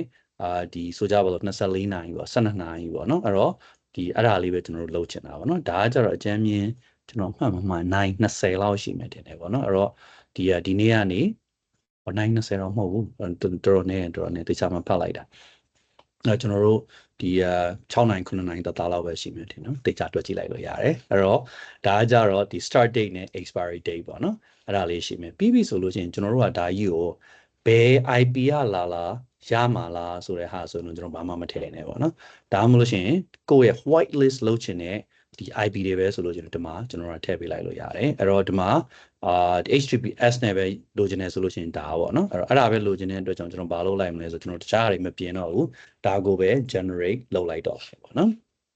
အဲ့တော့ဒါကို generate လုပ်လိုက်မယ်ဆိုရင်တော့ဘာပြောလဲဆိုတော့ကျွန်တော်တို့ကို token ပဲလိုချင်လား URL ပါလိုချင်လားဆိုကျွန်တော်အကုန်လိုချင်တာပေါ့နော်အဲ့တော့ဒီ token ပဲလိုချင်တယ်ဆိုလို့ရှိရင်အဲ့ token ကိုယူပြီးရင်ကျွန်တော်တို့ကဒီအနောက်မှာဒါကိုလာထည့်လိုက်လို့ရတယ်ပေါ့နော်အဲ့တော့ဒီ URL ပါယူမယ်ဆိုရင်တော့အကုန်ပါပြီးသားကိုလိုချင်တဲ့ resource ရဲ့ URL ကိုပြီးရင်ကိုထည့်ရမယ် SAS ပေါ့နော် shared access signature ဒီ token ကိုပါကိုတခါတည်းပါပြီးသားပေါ့နော်အဲ့တော့ကျွန်တော်တို့ copy လုပ်လိုက်မယ်ဒီကိုလာလိုက်ကျွန်တော် paste လုပ်လိုက်မယ်ဆိုရင်ဒါကြီးတော့အရှိပဲပြီးတော့မှကျွန်တော်တို့တစ်ခုစီ question စိတ်ဖြာကြတာပေါ့နော်ဒါကိုကြည့်လိုက်မယ်ဆိုလို့ရှိရင်ကျွန်တော်ရဲ့ဒီ file name တော့မေ့သွားပြီအဲ့တော့ index.png လေးပေါ့နော်အဲ့တော့ဒါလေး icon လေးတက်လေး right အဲ့တော့ဒါကိုနည်းနည်းဒါကြီးကိုကြည့်အောင်လုပ်ထားတာပေါ့နော်ဒီ size မတရားသေးတယ်အဲ့တော့အဲ့ဒါလေးပဲရှိမယ်အဲ့တော့အဲ့ဒါဆိုခုနဆိုကျွန်တော်တို့မမြင်ရဘူးเนาะ SAS နဲ့ဆိုလို့ရှိရင်ကျွန်တော်တို့ကမြင်ရပြီเนาะအဲ့တော့ SAS ရဲ့ query string ကိုကျွန်တော်တို့က question စိတ်ဖြာခြင်းနေဆိုလို့ရှိရင်ကျွန်တော်တို့ဘယ်လိုလုပ်လို့ရလဲဆိုတော့ဒီမှာကျွန်တော်တို့မြင်လာတဲ့ဟာကိုကျွန်တော်တို့တွေ့လိမ့်မယ်ပေါ့เนาะအဲ့တော့ဒီမှာဒီကနေဒီထိကကြတော့ကျွန်တော်တို့ရဲ့ခုနဒီဘက်ကဟာနဲ့ကအတူတူပဲဟုတ်တယ်เนาะအဲ့တော့ဒီမှာကျွန်တော် query string တွေမှာပါရှိလဲဆိုလို့ရှိရင်ကျွန်တော်တို့ကဘယ်ချိန်ကစလုပ်မှာလဲဆိုလို့ရှိရင်ကျွန်တော်တို့ဒီ6လပိုင်း9ရက်နေ့ဆိုကြပါစို့เนาะအဲ့ဒီဥစ္စာကိုကျွန်တော်တို့ကဒီမှာသူ့ရဲ့စတဲ့အချိန်နဲ့ပြီးလို့ရှိရင်သူ့ရဲ့ဆုံးမဲ့အချိန်နဲ့ကိုသူကပေးထားလိုက်တယ်ဟုတ်တယ်เนาะအဲ့တော့ဒီ17ဒါကတော့ဟွာပေါ့နော်ဒီသူ server time နဲ့သွားထားတာပေါ့နော် local time နဲ့သွားထားတာတော့မဟုတ်ဘူးအဲ့တော့သူ6နိုင်8နိုင်လောက်ပေးထားတာပေါ့နော်အဲ့တော့သူ17ကနေ19 8နိုင်ပေးထားတယ်အဲ့ဒီဥစ္စာမှာဒီမှာဆိုလို့ရှင်ပါလဲ HTTPS နဲ့ပဲသွားမယ်ဆိုတဲ့သဘောတရားရှိတယ်ပေါ့နော်အဲ့ပြီးတော့မှသူ့ရဲ့ဒီမှာပေါ့နော် signature ပေါ့နော် shared access ဒီ signature ဆိုတဲ့သဘောကသူ့ရဲ့ signature မှာ sig ပေါ့နော် sig ကမှဒါပေါ့နော်အဲ့ဒီဥစ္စာမှားလို့ရှင်ဘယ်လိုမှဒါကြီးရမှာတော့မဟုတ်ဘူးပေါ့နော်အဲ့တော့ကျွန်တော်တို့ကဒီဘက်ကိုပြန်လာပြီးတော့ okay ငါ token ပဲယူရဲဆိုဘာလုပ်ရမလဲဆိုတော့ဒီငါရဲ့ URL မှာ URL နဲ့ဒီ token နဲ့ငါပေါင်းပြီးလို့ရှင်ပေါင်းပြီးရမှာပေါ့နော်အဲ့တော့ကျွန်တော်တို့စမ်းကြည့်မယ် live demo စမ်းတာတိတ်တော့မလွယ်လာဘူးဒါပေမဲ့ကျွန်တော်တို့အနေနဲ့ဒါကို query string ထည့်မယ်ဆို question mark လေးထည့်လိုက်ပြီးတော့မှဘာလုပ်မလဲဆိုတော့ခုနက copy လုပ်ထားတဲ့ဟာကိုကျွန်တော် paste လုပ်လိုက်မယ်ဒါဆိုရပြီလားဆိုဒီမှာရပြီပေါ့နော်အဲ့တော့အဆင်ပြေသွားပြီလို့ကျွန်တော်ပြောလိုက်လို့ရတယ်ဒီ case အဲ့တော့အရေးကြီးတဲ့အချက်ကကြတော့ပါလဲဆိုတော့ကျွန်တော်တို့ကဒီ storage resource ရဲ့ URI နဲ့เนาะဒီ SAS token နဲ့ကိုပေါင်းပြီးတော့ထည့်ပေးလိုက်တယ်ဆိုလို့ရှိရင် access ရပြီပေါ့နော်အဲ့တော့ဒါပေမဲ့ဒီဥစ္စာ anonymous access ရတော့မဟုတ်ဘူး anonymous access ကကျွန်တော်တို့ disable လုပ်ထားပြီးသားဒါကမှကျွန်တော်တို့ကဒီ shared access signature ဆိုတဲ့နီးနာနေတရားနဲ့ပေါ့နော် SAS ဆိုတဲ့သဘောတရားနဲ့ကျွန်တော်တို့ကတုံးလိုက်တာပေါ့နော်ဒီနေရာမှာကျွန်တော်တို့နားလည်ရမှာကြတော့ဒီ SAS token ကိုကိုယ့်ဘက်ကိုသူ့ရှယ်တွားယူမယ်ဆိုလို့ရှိရင် share URL ကိုကျွန်တော် question mark လေးနဲ့ပေါ့နော် query string အနေနဲ့ကျွန်တော်ထည့်ပေးရလိမ့်မယ်သူ့ရှယ် URL ယူမယ်ဆိုလို့အကုန်လုံးပါပြီးသားပေါ့နော် the whole thing အဲ့ဟာကိုကျွန်တော် copy paste လုပ်ပြီးတော့ကျွန်တော်တို့ယူသုံးလိုက်လို့ရတယ်နော်အဲ့တော့ဒီအရေးကြီးတဲ့ကိစ္စကကြတော့ပါလဲဆိုတော့ဒါတွေကတကယ် production မှာကျွန်တော်တို့သုံးတော်မယ်ဆိုလို့ရှိရင်ဘာတွေလိုလဲဆိုတော့ဒီမှာဒီကျွန်တော်တစ်ချက်ပြန်ဖွင့်ကြည့်လိုက်မယ်နော်အဲ့တော့ကျွန်တော်တို့ဒီ SAS ကိစ္စမှာဆိုလို့ရှိရင်အဲ့တော့ကျွန်တော်ကဘာလို့လုပ်ရမှာလဲဆိုတော့ तू ကဒီဒါကိုလုတ်ပေးလိုက်တာပြဿနာမရှိဘူးပေါ့နော်အဲ့တော့ကျွန်တော်တို့ကပေးပြီးရင်ပြန်ရုပ်သိမ်းရတယ်ပြန်ယူရတယ်ဆိုတဲ့သဘောတရားရှိတယ်အဲ့တော့ကျွန်တော်တို့ကတွေးကြည့်ရမှာခုနကဆို8နာရီပေါ့နော်ကျွန်တော်တေချာကြည့်လိုက်တယ်ဆိုရင်8နာရီဆိုလို့ရှိရင်8နာရီအတော်အတွင်းမှာကျွန်တော်တို့ကဘာမှဒါကြီးကိုပြန်ရုပ်သိမ်းတာတွေပါမလုပ်ချင်ဘူးဆိုလို့ရှိရင်ပြဿနာမရှိဘူးအဲ့တော့8နိုင်အတွင်းမှာဆိုကြပါတော့3-4နိုင်လောက်ရှိသွားပြီဟာကိုရီ error တစ်ခုရှိတယ်ဒါမှမဟုတ်အမှားတစ်ခုတွေ့လိုက်တယ်ဒါမှမဟုတ်လဲ situation ကပြောင်းသွားလို့ဒီဥစ္စာကို access မပေးချင်တော့ဘူးဆိုလို့ရှိရင်ဒါကိုပြန်ရုပ်သိမ်းရတာထင်သလောက်မရိုးရှင်းဘူးပေါ့နော်အဲ့တော့ဒီ SAS အခုလုပ်တဲ့ technique တွေကတိတ်မရိုးရှင်းတဲ့အတွက်ကြောင့်ကျွန်တော်တို့ကဘာကို recommend လုပ်လဲဆိုခုနကပြောတယ် store access policy ဆိုတဲ့ဟာကိုကျွန်တော်တို့ set up လုပ်ထားလို့ရှိရင်ပိုတင်တော်တယ်ပေါ့နော်အဲ့တော့ကျွန်တော်ကဘာလုပ်လဲဆိုတော့ဒီ store access policy ကိုကျွန်တော်နာမည်ပေးတာဒါပေါ့နော်အဲ့တော့ဒါဆိုတဲ့ဟာနဲ့ SAS နဲ့ချိန်ထားလိုက်လို့ရှိရင်ဒါကိုကျွန်တော် revoke လုပ်ချင်တယ် invalidate လုပ်ချင်တယ်ဆိုလို့ရှိရင်ပေါ့နော်အဲ့ဒီခုနက SAS token ကို invalidate လုပ်ချင်တယ်ဆိုရင်ဘာလုပ်လိုက်လို့ရလဲဆိုတော့အဲ့ဒီရဲ့ store access policy ကိုကျွန်တော်နာမည်ပြောင်းမပြောင်းလို့ရှိရင်အဲ့ဥစ္စာကိုထည့်ချလိုက်လို့ရတယ်နော်အဲ့ဒါဆိုလို့ရှိရင်တော့သူကဒီခုနကပြောတဲ့ဒီ link နေနဲ့ပေါ့နော်သွားတယ်ဆိုလို့ရှိရင်တော့ဘလို့မှရစရာ access ရစရာမရှိတော့ဘူးပေါ့နော်အဲ့ဒါမျိုးလေးတွေရှိအဲ့တော့ကျွန်တော်ကအများတန်းတွေးရမယ်ဆိုလို့ရှိရင် password ပဲဖြစ်ပါစေ token ပဲဖြစ်ပါစေဒီခုနကပြောတဲ့ဒီ authorization တွေကိုကျွန်တော်ပေးပြီးပြီဆိုလို့ရှိရင်သူ့မှာအများတန်း time stamp ရှိတယ်ဟုတ်တယ်နော်သူ့ရဲ့ဒီကြာမြင့်ချိန်ပေါ့နော်အစားအဆုံးချိန်ရှိတယ်အဲ့တော့အဲ့အဆုံးချိန်မရောက်ခင်မှာရောက်တယ်ဆိုလို့ရှိရင်တော့သူကတော့ပြီးသွားပြီပေါ့နော်ဒါ valid မဖြစ်တော့ဘူးဒါ invalid ဖြစ်တဲ့အတွက်ကြောင့် access မရတော့ဒါပေမဲ့အဲ့ valid ဖြစ်တဲ့အချိန်အတော်အတွင်းမှာကျွန်တော် revoke လုပ်ချင်ဘယ်လိုလုပ်ရမလဲဆိုတော့နီးနာနေတရားအများတန်းတွေ့ရတယ်နှမို့ဆိုလို့ရှိရင်အဲ့အချိန်မပြီးမချင်းကိုကထိုင်းဆောင်နေရတဲ့ဟာကြီးဖြစ်နေမှာပေါ့နော်အဲ့တော့အဲ့ဒါကြောင့်မလို့ကိုကျွန်တော်တို့ကဘာလုပ်လဲဆိုတော့ဟုတ်တီရှိမဟုတ်တီရှိဒီအစအချိန်နဲ့အဆုံးအချိန်ကိုကျွန်တော်တို့က short expiration time လေးပဲကျွန်တော်ထားခြင်းတယ်အဲ့တော့ဒီမှာဆိုလို့ရှိရင်7နာရီပေါ့12နာရီပေါ့24နာရီပေါ့အဲ့ဒါမျိုးကျွန်တော်တို့ထားလိုက်လို့ရတယ်အဲ့တော့ဘာဖြစ်သွားလဲဆိုတော့သူ့ရဲ့ဒီ window ပေါ့နော်သူ့ရဲ့ valid ဖြစ်တဲ့ window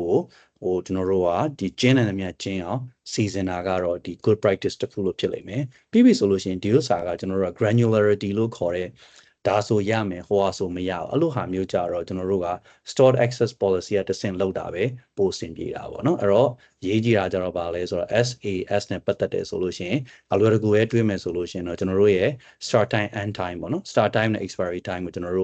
တို့တိုးလေးလောက်ပါ short expiration times ထားရမယ်ပြီးပြီဆိုလို့ရှိရင်ကိုကသာဒီအချိန်လေးပေးပြီးစနစ်ကျစီစဉ်မယ်ဆိုလို့ရှိရင် stored access policy နဲ့သွားမယ်ဆိုလို့ရှိရင်ပိုတင်တော်တယ်။ဘာကြောင့်လဲဆိုတော့ revoke လုပ်တဲ့အခါမှာကျွန်တော်တို့ကနာမည်ပြောင်းမပြောင်းလို့ရှိရင်ဒါကိုသူ့နဲ့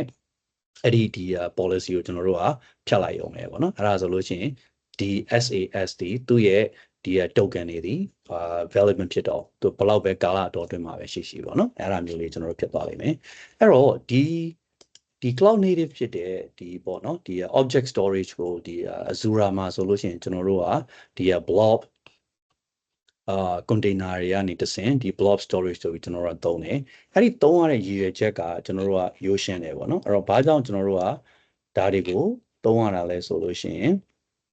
်ဒီကျွန်တော်တို့မျိုးစုံရှိတယ်ပေါ့နော်အဲ့တော့ဒီ developer တွေဆိုလို့ရှိရင်ကျွန်တော်တို့ဘာတွေလုပ်ချင်လဲဆိုတော့ကျွန်တော် image တွေသိမ်းချင်တယ် ပေးလို့အကောင်းဆုံးဥပမာတစ်ခုဆိုလို့ရှိရင်ကိုယ့်ရဲ့ platform ပေါ့နော် Facebook လို့ platform တစ်ခုကိုကရေးနေရဆိုလို့ရှိရင်ကိုယ့်ရဲ့ user တွေရဲ့ဒီ profile image တွေကိုကျွန်တော်တို့ကကိုယ့်ရဲ့ virtual machine ထဲမှာ folder ဆောက်ပြီးတိန်းတာကသူ့ရဲ့နောက်ဆက်တွဲအားနည်းချက်လေးတွေရှိတယ်အဲ့လိုဖြစ်တဲ့အတွက်ကြောင့်ကျွန်တော်တို့က Azure မှာဆိုလို့ရှိရင်ကျွန်တော်တို့က block storage အနေနဲ့ပေါ့နော်ဒီ container ကိုတိဆောက် folder ဆောက်ပြီးလို့ရှိရင်ဓာတ်ပုံတွေထည့်ပေါ့နော်အဲ့လိုသိရင်သိမသိဘူးဆိုလို့ရှိရင်ကျွန်တော် AWS ဆိုလို့ရှိရင် S3 မှာပဲထိုနည်း၎င်းပဲကျွန်တော်တို့က S3 မှာ object storage အနေနဲ့ကျွန်တော်တို့ကတင်လိုက်လို့ရတယ်ပေါ့နော်အဲ့ဒါမျိုးရှိတယ်ပြီးပြီဆိုလို့ရှိရင်လည်းကျွန်တော်တို့ကဒီ IT professional တွေဆိုလို့ရှိရင် log file လို့ဆိုလို့ရှိရင်ဒီနည်းနဲ့ပဲကျွန်တော်တို့တင်စီလို့လည်းရတယ်အဲ့တော့ဒီ block container ထဲမှာ container ဆောက်တင်းတင်းလျောက်ပတ်တဲ့ folder တွေစောက်ပြီးတော့ကိုယ့်ရဲ့ log file တွေအဲ့မှာလာပြီးတော့တင်လိုက်လို့ရတယ်ပေါ့နော်ဒါကကျွန်တော်တို့ဒီနေ့စဉ်တူက developer တွေ tester တွေ IT professional တွေအတွက်သုံးတဲ့ use case တစ်ခုနောက်တစ်ခုကကျတော့ကျွန်တော်တို့ backup restore အနေနဲ့လည်းသုံးမယ်ဆိုလို့ရှိရင်အလွယ်တကူသုံးလို့ရတဲ့သဘောတရားရှိတယ်အဲ့တော့အခုဒီ block storage ကကြတော့သူက generic ဖြစ်တဲ့အတွက်ကြောင့်တချို့နေရာတွေမှာကျတော့ backup အတွက်ဒီ convenient မဖြစ်တဲ့အချက်လေးတွေရှိတယ်အဲ့တော့ backup တဲ့ convenient ဖြစ်တဲ့တခြားဟာတွေလည်းရှိတယ်ဥပမာဆိုလို့ရှိရင်ကျွန်တော်တို့ဒီမှာဒီ block ရဲ့အောက်မှာဆိုဘာရှိလဲဆိုကျွန်တော်တို့ file share တွေရှိတယ်ဟုတ်တယ်เนาะအဲ့တော့ file share ကိုလည်းကျွန်တော်တနည်းအားဖြင့် backup အနေနဲ့လည်းကျွန်တော်တို့ကသုံးလို့ရတယ်ပေါ့เนาะအဲ့တော့တခြားနေရာတွေမှာသုံးလို့ရတယ်ကျွန်တော် image တွေမဟုတ်ဘူး video တွေ audio တွေအစရှိတာတွေကျွန်တော်တို့သုံးလို့ရတယ်အဲ့တော့ဒီမှာသုံးလို့ရတယ်ပြောနေတဲ့ခါမှာဘယ်လိုသုံးလဲဆိုတာကိုကျွန်တော်တို့က protocol shootout အနေနဲ့ကြည့်လို့ရတယ်အဲ့တော့ကျွန်တော်တို့ဒီ programmer တွေtester တွေအနေနဲ့ပဲဖြစ်ဖြစ်ကျွန်တော်တို့ဒီ ID admin တွေအနေနဲ့ပဲဖြစ်ဖြစ်ကျွန်တော် HTTP HTTPS တွေနဲ့သုံးလို့ရတယ်ဆိုတာအရင်လွယ်ကူတယ်စမ်းလိုက်လို့ရတယ်အဲ့တော့ဒါပေမဲ့တကယ်ဒီ application တွေနဲ့ချိတ်ဆက်ပြီးသုံးမယ်ဆိုလို့ရှိရင်ကျွန်တော်တို့ကဒီ REST API support လုပ်လားဆိုတော့ကျွန်တော်တို့မေးလို့ရတယ်အဲ့တော့ကိုကနေအဲ့တော့ Python Java PHP အစရှိတယ်ပေါ့နော် Node.js ဒီကို application လမ်းခေါ်တာပဲဖြစ်ဖြစ်ဒါမှမဟုတ်လို့ရှိရင်ကျွန်တော်တို့ဒီ Postman လို့ဟာမျိုးပေါ့နော် API testing အတွက် API ကိုကျွန်တော်တို့နည်းနည်းကစားခြင်းသေးတယ်ကုတ်မရေးခင်ပါပေါ့နော်ဒီစမ်းသပ်ခြင်းသေးတယ်ဆိုတဲ့နေရာတွေမှာဆိုလို့ရှိရင်အဲ့ဒီလို tools တွေနဲ့လည်းကျွန်တော်တို့ကခေါ်လို့ရတယ်ဟုတ်တယ်နော်အဲ့တော့ပြီးပြီဆိုလို့ရှိရင်ကျွန်တော် command line ပဲဖြစ်ဖြစ် PowerShell လိုဟာမျိုးနဲ့ပဲဖြစ်ဖြစ်ဒီကျွန်တော်တို့က blob storage ကို creation ရော deletion ရောသူ့ကိုရွှေ့ပြောင်းတာတွေရောအဲ့ဒါတွေကိုလည်းကျွန်တော်တို့ access လုပ်လို့ရတယ်အလွယ်တကူကျွန်တော်တို့ဒီ automation script တွေရေးမယ်ဆိုလို့ရှိရင်လည်း backup အတွက်ပေါ့နော်အဲ့တော့ညဥပမာပေါ့ကျွန်တော်တို့ည12နာရီဆိုလို့ရှိရင်ဒီ server တွေက log file တွေပဲဖြစ်ဖြစ်database ကိုပဲဖြစ်ဖြစ်တစ်ခုကိုပဲဖြစ်ဖြစ်ပေါ့နော် file တွေ folder တွေကိုကျွန်တော်တို့က backup လုပ်ချင်တယ်ဆိုလို့ရှိရင် script တွေကိုကျွန်တော်တို့ဒီရေးထားပြီးပြီဆိုလို့ရှိရင် Linux မှာဆိုလို့ရှိရင် cron job ပဲဖြစ်ဖြစ် Windows ရဲ့ task scheduler မှာပဲဖြစ်ဖြစ်ကျွန်တော်တို့ schedule လုပ်ပြီးတော့ည12နာရီဆိုတဲ့ဒီ script ကိုသုံးဒီ blob storage script ထဲမှာရေးတာပေါ့နော်ဘယ် blob storage ကိုဘယ်လို connect လုပ်ပြီးတော့ data တွေကိုဒီ backup လုပ်လိုက်ပေါ့နော်အဲ့ဒါမျိုးကြီးလည်းကျွန်တော်တို့လုပ်လို့ရတယ်ဒါမှမဟုတ်လို့ရှိရင်လည်းကျွန်တော်တို့ကကို application တွေမှာကျွန်တော် SDK လို့ခေါ်မှာပေါ့နော်software development kit လို့ခေါ်တဲ့ဒီ SDK အနေနဲ့ကျွန်တော်တို့ကသုံးဖို့လဲဒီ Azure storage ရဲ့ client library အနေနဲ့လည်းကျွန်တော်တို့ကသုံးလို့ရတယ်ပေါ့နော်အဲ့တော့နောက်ဆုံးတစ်ခုကြံသေးတာကျတော့ပါလဲဆိုတော့ကျွန်တော်တို့ကဒီ blob storage ပဲဖြစ်ဖြစ်ကျွန်တော်တို့ဒီ file share မှာပဲဖြစ် file share မှာတော့ပို့ပြီးတင်တော်တာပေါ့နော်အဲ့ဒါကျတော့ပါလဲဆိုတော့ကျွန်တော်တို့ကဒီNFS လို့ခေါ်တာပေါ့ network file system အနေနဲ့ကျွန်တော်တို့ set up လုပ်ချင်တယ်ဆိုလို့ရှိရင်ဒီ blob storage ရဲ့သူ့ရဲ့ဒီခုနကပေါ့နော် SAS တွေပါကျွန်တော်တို့စီစဉ်ပြီးတော့သူ့ရဲ့ location တွေသူ့ရဲ့ URI လို့ပဲပြောရမှာ URI ကိုကျွန်တော်တို့ကဒီချိတ်ဆက်ပြီးတော့ SMB ပေါ့နော်ဒီ SMB အနေနဲ့ set up လုပ်ပြီးတော့မှဒီ command line ကနေတဆင့်ဒီကို Windows မှာပဲဖြစ်ဖြစ် Linux ဒါမှမဟုတ် Mac မှာပဲဖြစ်ဖြစ်ကိုယ့်ရဲ့ဒီ drive အနေနဲ့ကျွန်တော်တို့ mount လုပ်လိုက်လို့ရတယ်အဲ့ဒါဆိုလို့ရှိရင်ဒီကျွန်တော်တို့ cloud computing ပေါ့နော်ဒီ object storage အနေနဲ့တိစောက်ထားတဲ့ file တွေ folder တွေ data တွေကိုကျွန်တော်တို့ရဲ့ computer ထဲမှာရှိတယ်ကျွန်တော်တို့ရဲ့ laptop တွေထဲမှာရှိတယ်ဒီ drive တွေ folder တွေ file တွေအနေနဲ့ကျွန်တော်တို့ကအလွယ်တကူယူသုံးလို့ရမယ်ကျွန်တော် folder ကတစ်ဆင့်လောက်ဆရာမလို့တော့ဘူးအခုလို့ဒီ Microsoft Azure Storage Explorer လို့ application တွေသုံးဆရာမလို့တော့ကိုယ့်ရဲ့ native ပေါ့နော်ကိုယ့်ရဲ့ Windows Linux Mac အစရှိတဲ့drive တွေ folder တွေ file တွေအနေနဲ့ကိုသုံးလို့ရတဲ့အဆင့်ထိကျွန်တော်တို့ mount လုပ်လို့ရတယ်ပေါ့နော်အဲ့တော့ပြောချင်တာကတော့ကျွန်တော်တို့ရဲ့ဒီ cloud native solution တွေဒီအဲ့တော့ဒီ developer တွေtester တွေကျွန်တော်တို့ IT professional IT admin တွေအတွက်ဟိုပေါ့နော်ဒီ သုံးဖို့လွယ်ကူအောင်စီစဉ်ပေးထားတာတွေမဟုတ်ဘဲနဲ့ကျွန်တော်တို့ရဲ့ရှေ့ရင်းဆွဲပေါ့နော်ဒီ drive တွေ folder တွေ file တွေအနေနဲ့လည်းသုံးလို့ရအောင်စီစဉ်ပေးထားတယ်အဲ့တော့ကြိုက်တဲ့ use case ကိုကသုံးပေါ့နော်အဲ့ဒါမျိုးလေးတွေရှိတယ်ဒါပေမဲ့အရေးကြီးတာကကျွန်တော်တို့က cloud computing ကိုသုံးတဲ့နေရာမှာတော့ကျွန်တော် DevOps process ကိုဒါကိုဘယ်လိုကူလို့ရလဲပေါ့နော်အဲ့ဒါကိုကျွန်တော်တို့ပို့စိတ်ဝင်စားတာအရင် video မှာတုံးဟာဆိုလို့ရှိရင်ကျွန်တော်တို့က cloud computing မှာ VM တိဆောက်ပြီးတော့ DevOps ရဲ့အစအနေနဲ့ကျွန်တော်တို့ရှင်းပြခဲ့တယ်ဒီမှာကျတော့ပါလဲဆိုတော့ဒီ software development process မှာခုနပြောတဲ့ဒီ cloud မှာ VM တွေ create လုပ်တဲ့ကိစ္စတွေပြီးပြီဆိုလို့ရှိရင်ကျွန်တော်တို့ဒီ object storage တွေ create လုပ်တဲ့ကိစ္စတွေနဲ့ကျွန်တော်တို့ရဲ့ DevOps process တွေကိုဘယ်လိုအကူအညီပေးလို့ရလဲဆိုတာကိုကျွန်တော်တို့ကတဖြည်းဖြည်းနဲ့ချင့်ကပ်သွားကြတာပေါ့နော်အဲ့တော့ဒီတချို့ detail လေးတော့ကျွန်တော်ကြော်သွားတယ်အတန်းထဲမှာတော့ကျွန်တော်ထပ်ပြီးတော့ကျွန်တော်ရှင်းပြပါမယ်မေးခွန်းတွေရှိရဆိုလို့ရှိရင်လည်းအတန်းထဲမှာလည်းထပ်မေးလို့ရတယ်ပေါ့နော်အဲ့တော့ဒီ demo လေးကိုတော့ဒီမှာပဲလက်ဆက်တက်လိုက်ပါမယ်ကျေးဇူးများကြီးတင်ပါတယ်